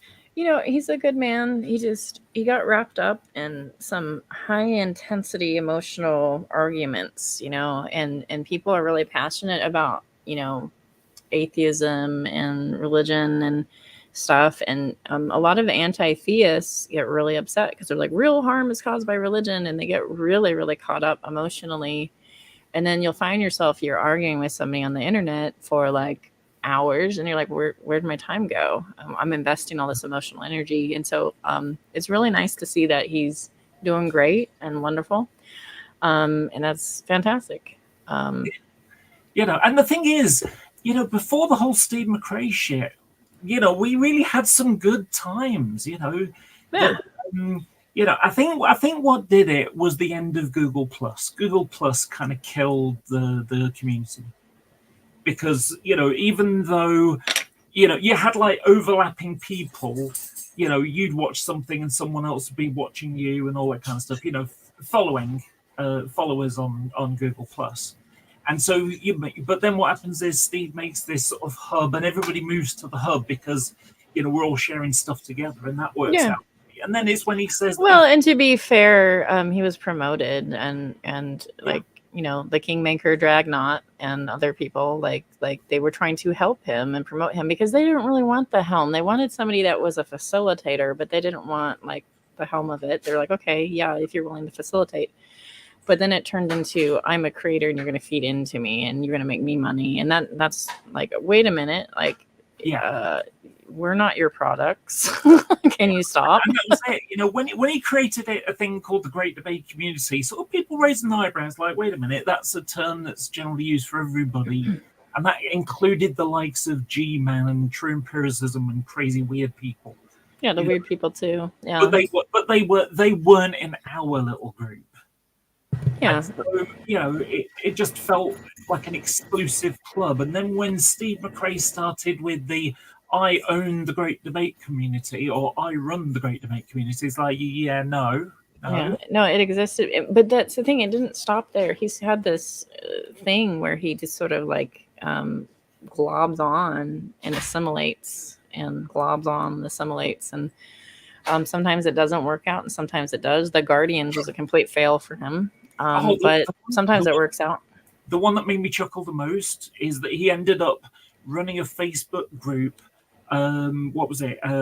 It was the teen moms. Yeah, the teen moms. He's still doing that. Guess who's running a Facebook group again like that?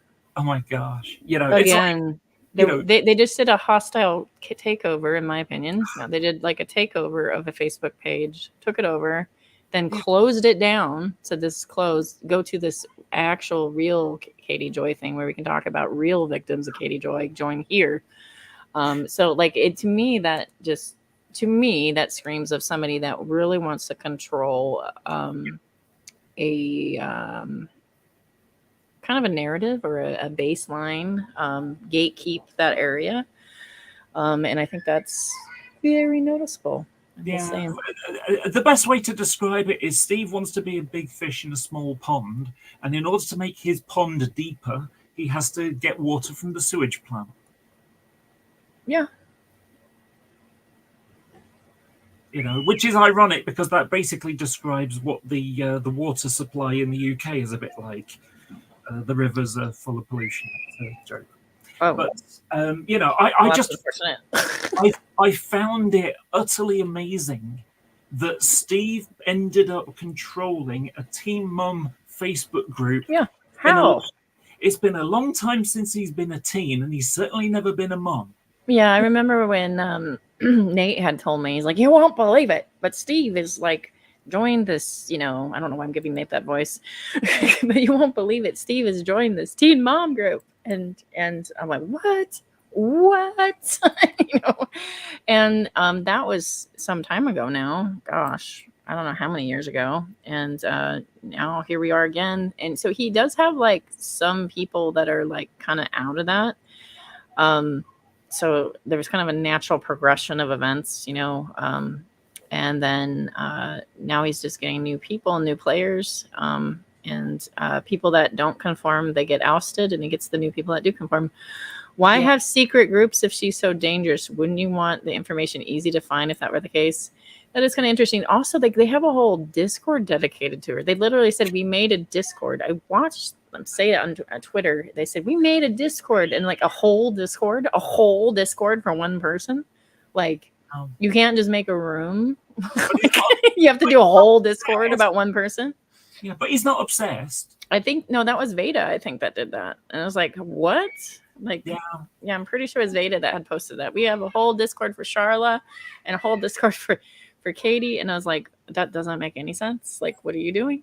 I found this one funny because this is, you know, remember, this is the bit where he's Katie Paulson engineer. This is at the height of his obsession, really, you know, 2019. Well, and there we go. This is where he's gone to I think it was the Teen Mum group, and has shared Facebook stuff from this private group. Yeah, you know, it technically isn't private, but also, I mean, most of us know that Facebook is generally like friends, family, and then some people dabble here and there on these private groups, right? And they think that these private groups are going to remain private. They don't expect somebody like Steve McRae to grab it and put it on blast like he did these family members just recently, or, you know, it's just strange to me, the things that he does. But at the same time as he had that, because Google Plus had folded, he had this, his Great Debate Community, which was a private group. And one of the rules is don't share what's in the group. Yeah, I remember that too. That's the joy of Steve's hypocrisy. Like I say, yeah. That was in his Facebook group that he ran. Show that again. Sure. There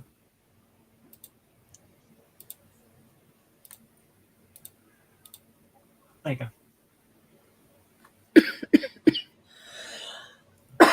Sorry. Yeah, Being part of this group requires mutual trust. Authentic, expressive discussions make groups great, but it also might be sensitive and private. What's shared in this group should stay in this group. This is the Great Debate Community on Facebook that he created. Yeah. Funnily enough, I think probably about a couple of months after, maybe someone caught my video, and that became an open group. Interesting, huh? But like I say, I mean, I've got a whole bunch of them. This is, you know, I don't share private messages. That's really wrong. Here he is sharing Kyle's emails. Yeah. Well, he just did that recently too. He's starting to pop off with that more. There was one time where EKC was reading KJP DMs with him, and he wasn't sharing it, but EKC was. So it's just like, what? I don't share private messages, but if you email me, you know. Do you remember when we were sick of Steve lying about David Earl Worden, and then Sokka finally goes, enough is enough. You're not going to, you know, make up stuff. Yeah. He's like, this is what you really thought. And because they were saying, I didn't defend him. I didn't call him an honorable man because of, you know, that I thought he was innocent. I called him an honorable man because of his auditing skills. And they kept saying that. And then Sokka's like, bullshit. And he shows these DMs, which are on one of my videos, and they've been online for a bit. He shows these DMs, and Steve's response is, well, you know what David Earl Worden didn't do? Share DMs. Yeah. Like as if being a rapist is equal to somebody that shares DMs. Like, this is so fucking dumb. Like, he's so ridiculous. Yeah. And the crazy thing about it is that was a self-owned problem, because so for people who don't know what happened there, it's really, really simple. So Steve, trying to sort of net another community to get more viewers and subscribers, he would basically go around and find a subject. Oh, that person's got a lot of subscribers. Hey, let's see if I can invite them on my show, and maybe they'll come as well because they'll find my stuff interesting, which makes sense. It's a logical thing to do. So what happens is he finds this David L. Warden guy who was one of these police auditors, so filming the cops, what they're doing to make sure they don't go over their boundaries, their legal boundaries, which is fair. And then, some people in that community, because he's invited him on the show. Show's not happened yet, and when it happens as well, it's like, Steve, you should know that guy is a convicted rapist. Yeah. And it was out of concern. It wasn't out of hatefulness. People were like, this is bad. Yeah. And so Steve is so addled in suspicion. He thought it was the likes of you or me or Fiona or Dragnor or whoever, pretending with using sock accounts to screw over his thing. It was the actual auditors that were like this, like saying this is problematic. He doesn't represent auditing, So he does the show, and during the show they're like, "Yeah, Steve, there's a problem here," and he just stops people. Cheshire was blocking people and so on. And afterwards, people tried, "Here's the evidence," and Steve removed it. And so people criticized him, and then he went into defensive posture. And rather than say, "Shit, I didn't know. God, what a jerk. I wish I hadn't platformed him now." Rather than do that, he decided to go to bat for the guy. He became a rape apologist for Warden. Not a rape apologist in the general sense, just for Warden. Just for Warden, yeah. But he does have this habit of protecting men and assuming that the men's innocent, right? So he has this interview with Roadhog, and Roadhog goes, "I need to explain something. Some things have come out about me. I need to explain." And he's like, "Before you say anything, are you sure you need to explain it?" He's like, "Yeah, I need to explain it. Now, these 6 ROs." And Steve's like, "Well, we all know that women make things up. Let me tell you about Katie Joy." And it's like, you're defending Roadhog, not knowing his story and not knowing these people at all. And he was like interviewing him, giving him this, like, I don't know, chance, right? And he does that by default. He assumes that, the guy is right. Same with like David Silverman, same thing. Yep. He just assumes like, oh, it's that woman that's a problem. Innocent men are accused every day, is what he wrote Sokka. And the difficulty you have to remember with Steve is, he plays it well enough to have a sense of plausible deniability, but it's very, very thin. So you can't really say this is what he's like generally. But it's much easier to say he was a rape apologist for David L. Warden. Oh, by the way, David L. Warden, the guy who I think he went to jail. I'm not sure. I didn't keep up with it. Yes, he went to jail for molesting his kids. Yeah. And some people knew that was coming down the pipe too, and they're like, "Down the pipe, this is coming up." And then finally, when he's convicted of molesting the kids, they're like, "Oh, well, we never actually said he was honorable. We actually meant that his auditing was honorable, and that's what we were interested in." And this bullshit that he was doing. But I mean, he said it was a Romeo and Juliet situation. He said like they met at a stoplight. She was flirting with him. They even had people, not him, but there was a person on one of his mods, I think, that was like, it's an S&M play thing, like where the person's being a cop and who are you to judge? I mean, they made up all sorts of excuses for this man that they do not know. And then other people from other communities are like, red flag, and they're like, nope, it's the trolls. It's, and it's just so dumb. And at that time, it was weird because, one thing with Steve is like, I didn't start with hatred towards Steve. Like, it was like a digression of like, you're lower than I thought. You're lower than I thought. You're lower than I thought.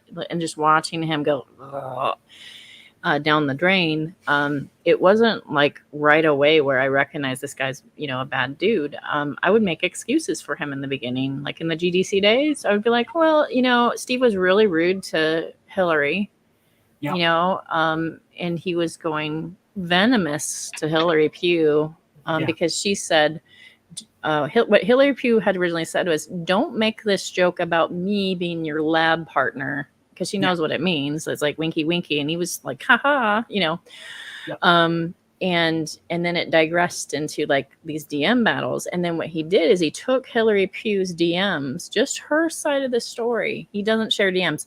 He shared her DMs, said, look at what this SJW is doing. And he threw it into the bin in the Great Debate.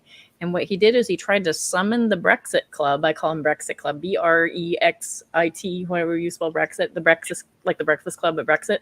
He tried to summon them to all gang up on this SJW. Look at this SJW, Hillary. Look at her, look at her, look at her.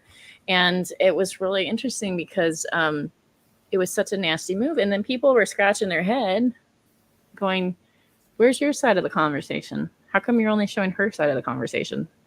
Yeah. And that was like, that should have been the point where I said, this guy is a piece of shit. And that's my failing. I should have known right then, this guy is a piece of shit.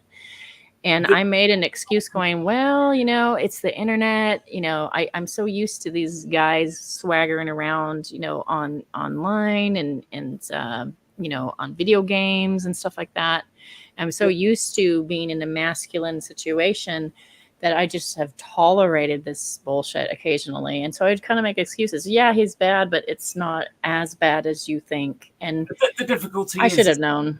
Yeah, the problem is that we're very good at like having a little community, a club, and you don't want to criticize people on your club. And by comparison to Steve, who was like a good guy and he'd take part in hangouts and all that kind of stuff, and he'd, you know, fun to have a chat with before then anyway. Mm-hmm. You know, Hillary has really bad Asperger's and is like right on the end. You know, she's difficult. She was difficult to deal with, and so you know, people liked him more than they liked her. Yeah. And so, you know, it was easy to believe him. But of course, like I say, no one showed him saying, you need to just get laid. Well, at the time, he did say that to her. At the time, I mean, Hillary was extra sometimes, and I'm left, but Hillary's like super left. And she's still super left, and that's fine. But she is that progressive. I'm not a true progressive. I'm progressive in some things and more right on other things. And so, but she is a true progressive. And so is she an SJW? I mean, technically, but I don't think social justice is always bad. And I think some social justice is needed and stuff. But is she more left than me? Yeah. Is she more right than me? Absolutely. So yeah. JC Do-Good letters. Hi. What's up? I like your name. It's a pen name of Ben Franklin, right? Amen. Yes. There you go. Well, that's actually what made me want to like you right away when you defected. I was like, oh, she defected from EKC's modding, but I like her name. And see, I'm glad you brought that up because it's something, it's always like, I kind of want to defend those in the quote unquote teen mom Facebook group and kind of circle back to what you were talking about earlier, being like commentary. What is that lady you like or don't like? Shani for Christ or whatever? Yeah, Shani for Christ. My whole point is I am out here for the people who live in both worlds. I like some trash shit and I like intelligent conversation. Same. Also, I mean, I like this junk food. Obviously, here I am. You like intelligent conversation? Were you talking around, hanging around with Steve? No, well, Steve presents himself as if he's intelligent, but then you find out it's like a hollow pie. But anyway, correct. Don't worry, I'm joking. Like, and people from that world, obviously, most people, I think, in the chat or whatever that I can't see right now, but know me. But I blanked out. Sorry. I'm gonna call it COVID brain. But that's what I did earlier. But it's really like, I took an edible. Glitch. What I'm saying is I'm really intelligent. You should believe me because I can carry a conversation and a complete thought and not just space out all of a sudden. So you were saying that like it's enticing because at first he presents himself as somebody that likes intellectual conversation. And you're like, thank goodness, I've been kind of thirsty for this. Well, thirsty might be a bad word now because it means something else. But I've been wanting this, and you're like, yay! Right. And then yeah. And I came from, again, I know some people have heard me say the story a bazillion times, but I came from the quote unquote teen mom world. I hate that it's like presented that way for two different reasons. That's not why I followed Katie in the beginning. And yes, I came from freaking Katie, but she covered different topics on psychology, if you can believe it or not. She again was someone who presented themselves, at least who was not psychotic, and also covered things that stimulated my brain. And I don't think I'm ever going to say Katie and stimulated me in the same sentence ever again. But again, we're going to blame it on the COVID. Oh my God. So I take back everything that I say about me being intelligent. Something important to remember in all these kind of conversations is just because you don't like Steve doesn't mean to say that you're on Katie's side. Exactly. It is not a zero-sum game, and he's always played it this way. Yeah. Well, like I don't yeah, like that's Katie. a tactic, I though, don't right? like Katie. I don't like what he did to Katie, but I also don't like Katie. Does that make sense? Yeah. I have no dog in the fight on Sharla. Like I don't know her. I can't vouch for her. I don't know shit. But what I can say is this behavior that you're seeing is sketch. Yeah. Oh, with him contacting families and like doing stream after stream after stream. Yeah. But don't we know that's intentional though? Like they're just, I don't. Oh yeah. Are we really perplexed by that? I don't mean that to be like rude in any way. Hopefully it's not coming off that way, but that's their stick. They don't have any other pull to get people in to interact with them. Yeah. Because like people are getting their intellectual conversations elsewhere nowadays. They've given up on Steve. Just to give you an idea of how unhinged this sounds, because I don't know anything about Sharla. To be honest, I haven't really paid attention to Steve for a couple of years now. So I'm looking at his live streams right now, his list of videos. So 13 videos. Okay, all about 13. I thought it was 12. 13 videos. Well, he's got a live one that's going now. Wow. So well, it's someone who's like emotionally invested and who is right, wrong, or indifferent. I think people have their different opinions on her reacting. I don't think any of us really know her that well either. But it's just somebody he is getting a reaction out of. I don't think wrongfully so. If you're going to contact my family, I'm going to come at you too. But maybe not perhaps online, but maybe so. I'm pretty particular about when I say stuff, but I do eventually speak out in some instances if I find it valuable to myself. But yeah, it's just someone who is giving them attention at the moment. And I don't mean that in a negative way towards Sharla. I feel like it's somewhat justified. And her just kind of being like, nope, shut it down. Nope, you said this, shut it down. Nope, you said shut this, shut it down. Because I think a lot of us, again, I'm not necessarily defending her. I don't know her, but I think I would be a very big hypocrite to sit here and say that I didn't have my own time when I was preoccupied with defending myself in regards to my interactions with these people, whether it be just online or with my little friendships here and there with people that I've met along the way through them, like especially being accused of harassing someone to the point where they were wanting to abuse drugs. Like, nope, sorry. So I spent my time as well, weeks, sometimes just kind of needing to sort through, defend myself where I felt where it needed attention, and then eventually moved along my way, and maybe that's what she's doing at this moment. If it turns out it's a year from now and she's still retaliating, like, I do think there comes a point where you're like, okay, these people are just never going to stop, so I'm going to eventually ignore them after I say what I need to say. Yeah, I used to have someone who told lies about me all the time, and after a time, it's like the people who I know and who respect me know the truth. So why would I to this guy? But here's the thing. So if we look down here, okay, so we've got 2 hours 35 minutes, 56 minutes, 1 hour 37 minutes, 3 hours 26 minutes, 2 hours 40. 3 hours 54, 1 hour 52, 49 minutes, 1 hour 36, 2 hours 11, 1 hour 36, 1 hours 19, and a live stream right now. All about this one person. And this is a span of 2 weeks, right?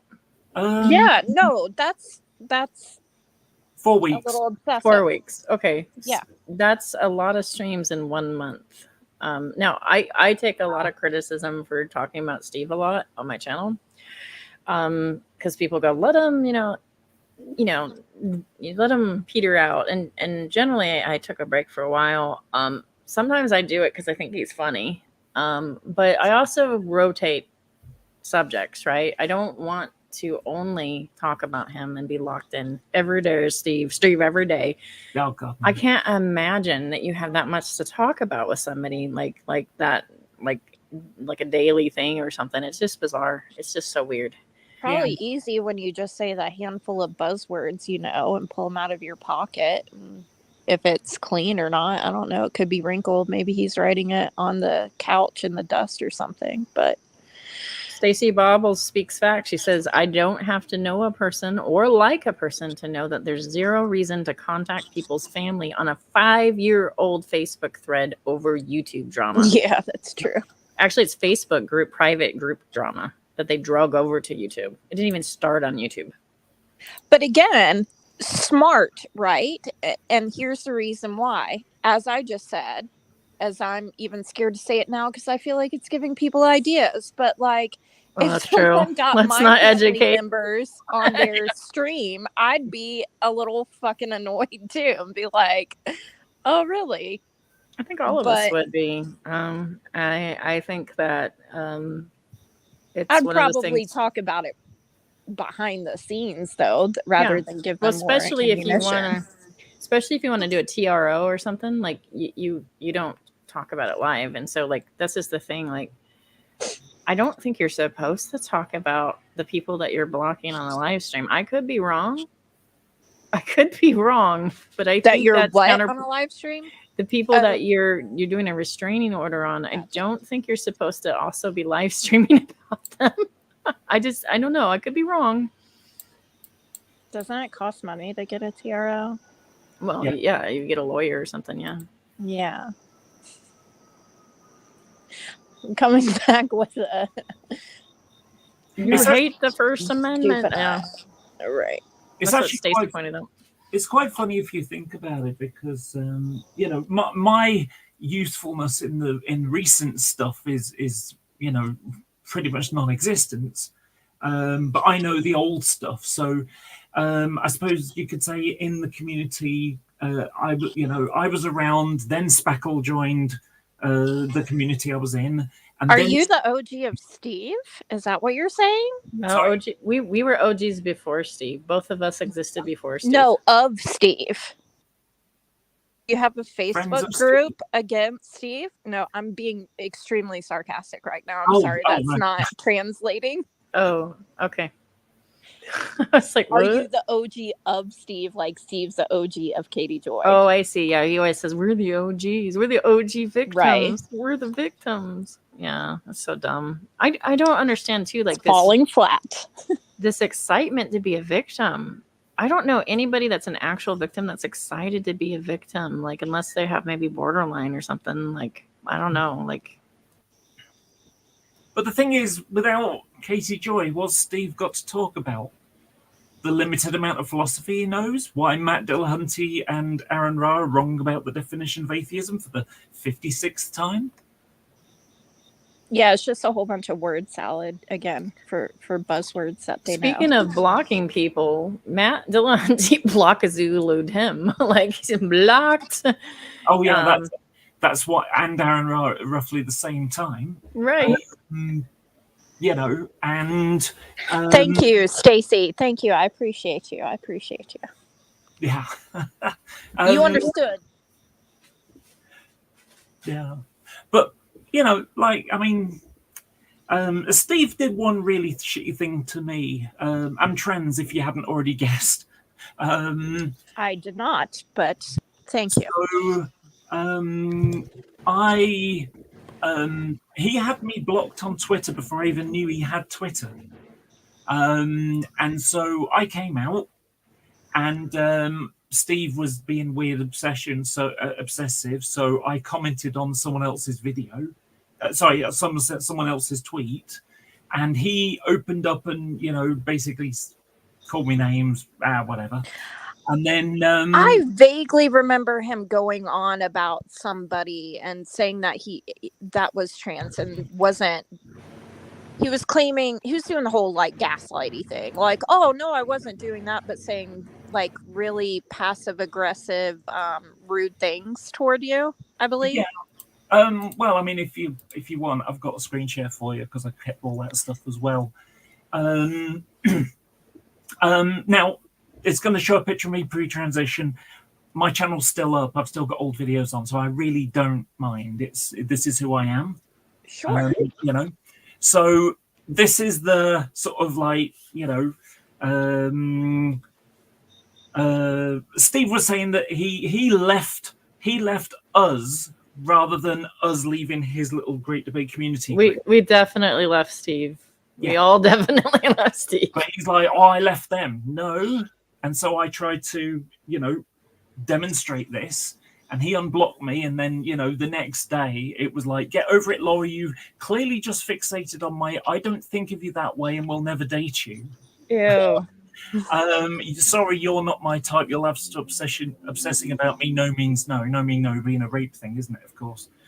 And it's like, what? Because I'm trans, I want to date guys like you. You know, I mean, this came out of nowhere. Do you see what he's been tweeting about trans folks lately? No. Maybe you don't want to, Probably but disgusting. But one of the tweets, he's not just swinging at trans folks. He swung at gay folks too, and he said, "Is trans gay conversion?" Oh yes. Is it gay conversions therapy? And maybe only in Iran where they force gay people into transition, which is pretty evil. Yeah. But generally, no, it's not the same thing. Feeling that your how you perceive yourself and your body part doesn't align is not the same as homosexuality. They're two different sliding scales. Right. He's a fucking idiot. Well, certainly me. I'm asexual, so you know. Yeah, like I never think of myself as a man. I don't want a dick. I'm tomboyish, yeah, but I don't want to be a man. I have no desire. But you know, sometimes on Tuesday, hey, I like both ways. So the next thing that happened on this Taco Tuesday. Sorry. Next thing that happened on this sort of thread of transphobia, I suppose you could call it, was Steve has arrested these people, says Katie. And I replied under that saying, yeah, look, here's an example. I showed this screenshot. And so the next day, Steve is, and Fiona as well. And then Katie said, you know, Steve has arrested these women and referred to Fiona and me and showed a picture of Fiona, low resolution, not looking brilliant, you know, and me. And it's almost like we're too ugly to sexually harass. Not that Katie said sexually harassed at all. She just said, Steve has harassed these women. And we were to the people mentioned. And so this is Fiona and Laura, the women Katie Joy thinks sexually harassed, even though they damn well, neither of them told her anything of the sort. They're vile people, but even they wouldn't go that fucking ridiculous. Katie has no idea. and at the bottom you probably can't see it very well. Let me zoom in a bit. Yeah, I mean, not trying to be mean here, but holy shit, there's more chance of me sexually harassing my mum than those people. He does this to a lot of people. He'll put up their looks and then he'll go, this is the person I'm dating, who he wasn't even dating, Sweet Heathen, by the way, as we've turned out. Like, you want to see that leave me alone, Steve thing. Like, that's pretty woo. But he would go, well, Fiona's just ugly. Nobody would ever. And Laura, this and that and the other. And even as it to me, Spackle, this and the other. It's unfortunate she's so ugly. And it's like, dude, if you looked at yourself, Steve, you were not good looking. Like, come on. So then in the next couple of days after the picture of me, Fiona's not attracted. I've never seen Laura as anything other than a postage. She says she's in transitation. But I do not associate with it. Not seen what she seen her transition that I recall. Wouldn't even know what she looks like now. So I used a photo of how I knew her. Thing is, that picture is from a short live stream I did before Steve even had a channel. Yeah, that picture is. Yeah, that picture. Sorry, not before he had a channel. Sorry, it was before he'd started making videos. So he wasn't even in the community yet when I made my video. Well, and also, I think it's pretty clear that he thought he must have known that you transit with the no means no thing, and I'm not attracted to you. Like that hints to me that he knew. Yeah, and later on he says, where is it? It's something along the lines of, I only found out perchance.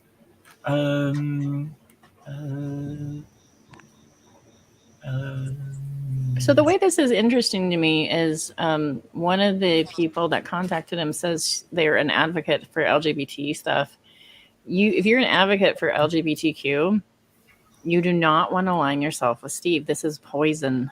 Yeah. He is poison. Who wants to align themselves with Steve? But they have no idea what they're stepping into. All they know is this man says, help, I've been harassed by this person that you know. And they go, oh, well, let me tell you, I've had a bad experience. I know. That's how we all got looped into him. So, Here's the one. So, I only heard rumors they were trans. He literally found out from me. Yeah. 2 months before this. Rumors from your mouth.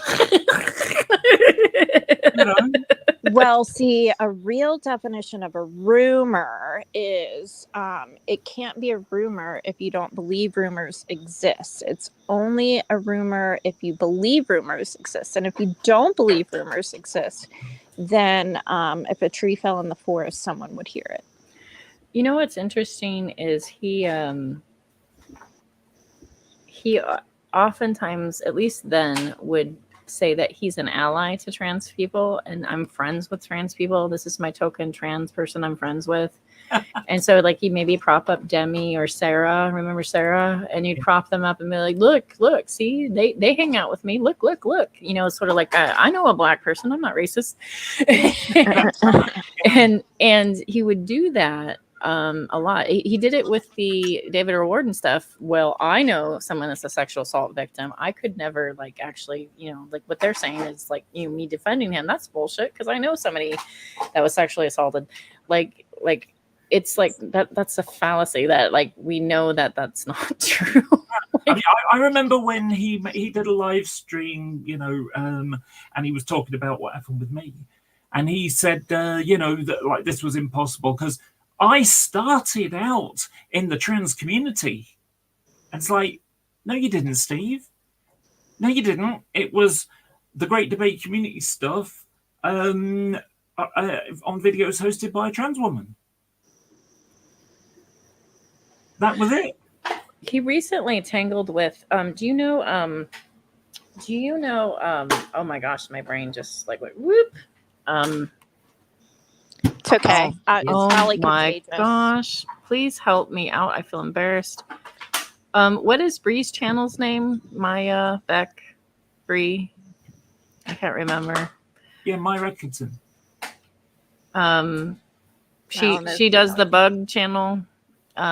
So Bree is trans gender woman. And she really just focuses on science, sometimes talks about social issues on Maya's channel. Hive Side, yeah, right. And she's so sweet. She is so sweet. She's a sweet person. She really loves animals and critters and education, and she does talk about social subjects. Like a lot of times on Maya Atkinson's channel, we talk about social subjects, and most of us are filthy liberals. So if you want a headache and you're conservative, come on over. But I've listened to her streams before, Maya's, like way she's back great. when she seems nice. Yeah. Bree's oftentimes over there, and that's when she talks social issues. Bree, for the most part, hasn't weighed into Steve McRae stuff at all. But finally, enough was enough with some of the trans stuff that he was posting, and he's like, "Can you?" Like Steve's like, I don't know, I can't remember which one it was because he's done so many. Like is trans gay conversion therapy? That's one he threw out. Like he's putting all these like witch hunt like sort of topics out there, right? While saying he's an ally. Like it's one thing if you say you think it's wrong, and I'm not really celebrating that either. But at least you're honest. If you think it's wrong, and you're conservative, and it's aligning with what you're saying that you are, right? You're saying, you know what, I think that this is not something I can support, and this is why. They're being honest and forward about it. Steve's saying I'm an ally, and he's doing all their argumentation, and that is noticeable to people, and people are noticing it.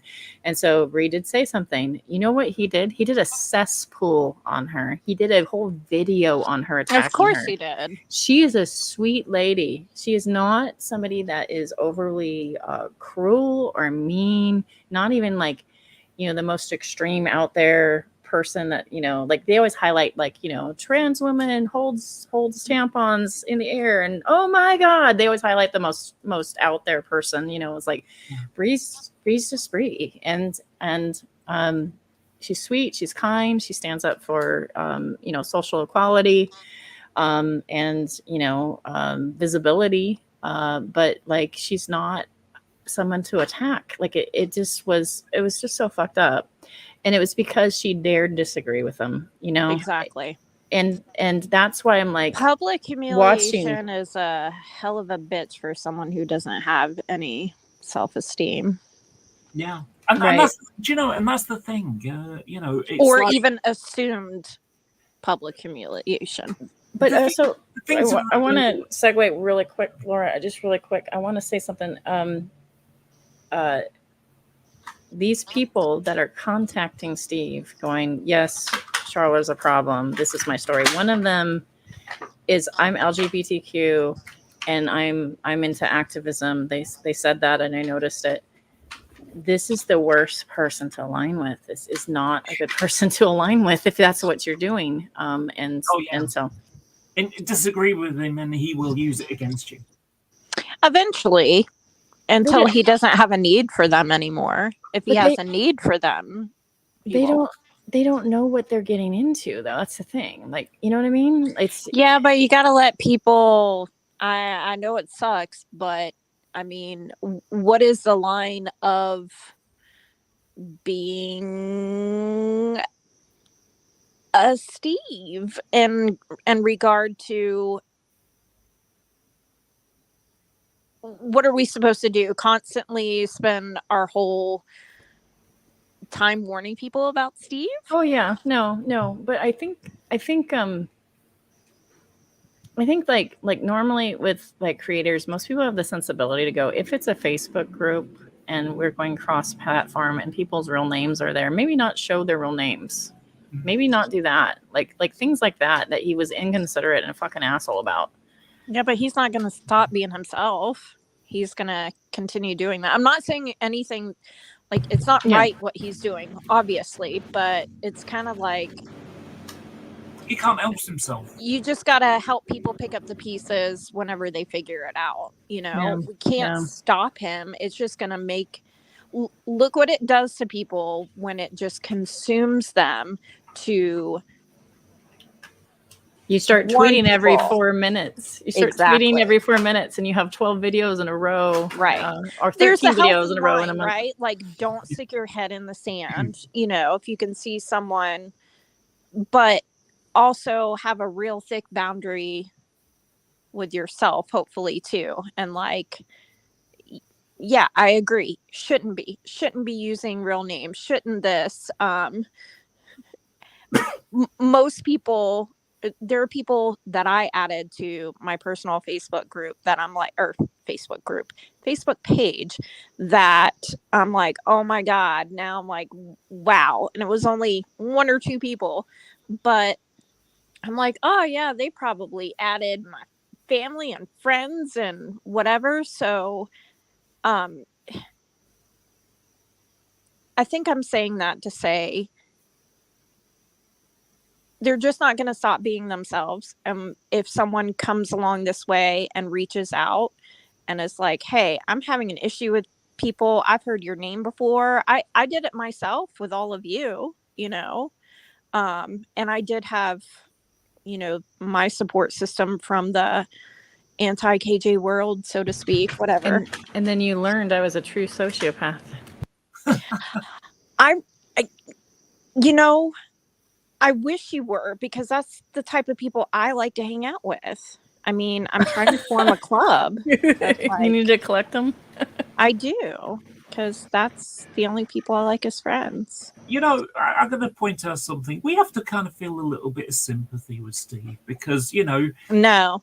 I used to, and that was the problem. That was the problem. Hang on, I've got a point. The point is coming. Think about it this way, okay? Okay. So I'm going to look at myself. So I've had my own flat for 30 years now, okay? He's living off someone's couch. The last place he was living at was, you know, probably smaller than my bathroom. You know, I mean, you know, he's got no real job. He hasn't got any, you know, he's a wannabe academic, but he hasn't got any skills in that.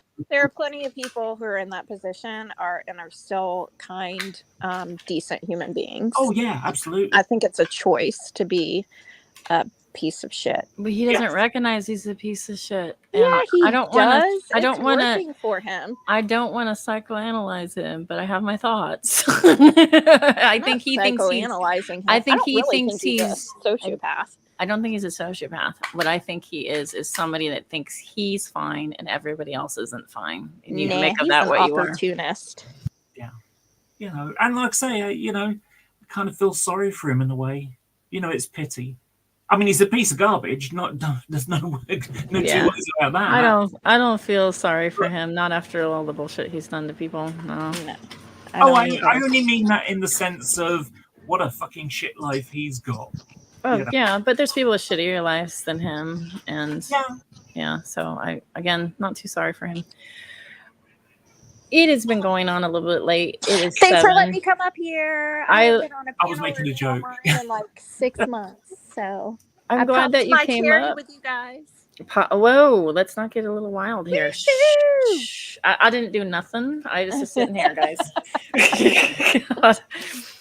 So hey, if you want to show up for more intellectual conversations, I'll make sure I throw you a link for some things that I see like that go down that are maybe more of the philosophy route, which I know you said I hate philosophy, but like sometimes it's kind of interesting, like or social things.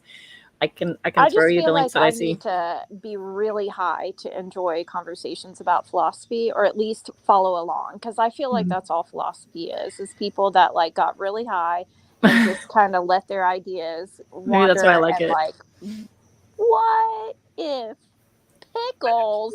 I just want to point out a little thing. You know, I was joking when I said feel sorry for the guy. Yeah, we know. He's a bum. Yeah. Like pity, like, oh, what a horrible life. Not even regards to his situation where he lives, but just like how pathetic of a life do you have to I'd liken to this way, you know, my family, we've always had this sort of joke, you stub your toe or something, it's like, oh, I stubbed my toe, and it's like, you know, and the response, or we will all do, is, could be worse, could be my toe. Exactly. So when it comes to Steve, could be worse. It could be my life that's as shit as his. Exactly. Yeah. Well, maybe we gave him more content tonight. Oh no, he doesn't cover me because he wants me to shut the fuck up. So I will say this. I'm just going to defend philosophy for a moment, y'all. I think philosophy. Yes, ma'am. I think philosophy is sort of like looking at a compass and a map and kind of looking at your worldview. I'm going to use a Christian term because that's usually using Christianity, but looking at your worldview, which is like a collection of ideas of how you believe reality is. And it could be about God, it could be about morality or ethics or all sorts of things. And you're measuring it and going, does this ring true? What's the truthiness of it? And I think that is interesting.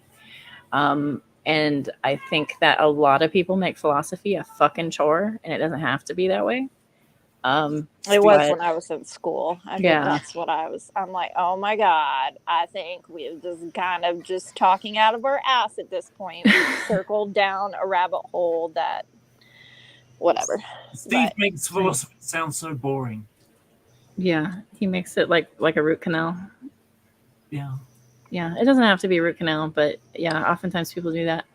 All right, y'all. I'm gonna sign out here. Thank you. Thank you for coming, Good evening. JC. Nice to meet you.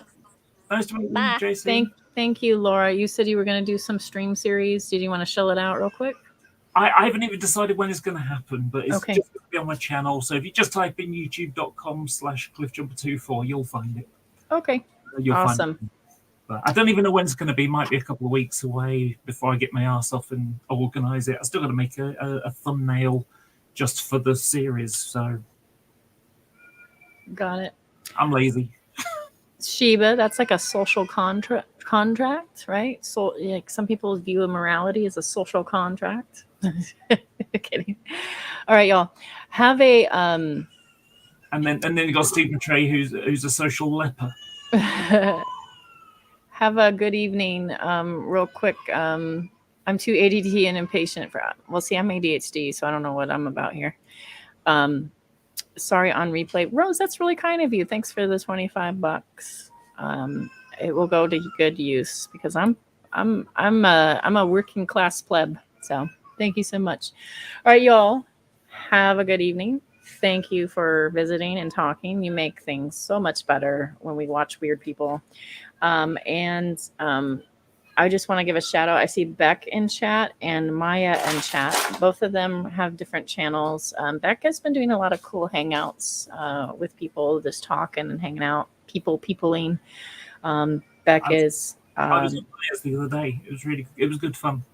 Yeah. And then Maya really likes to do like science and social subjects and stuff. Great channels to check out for sure.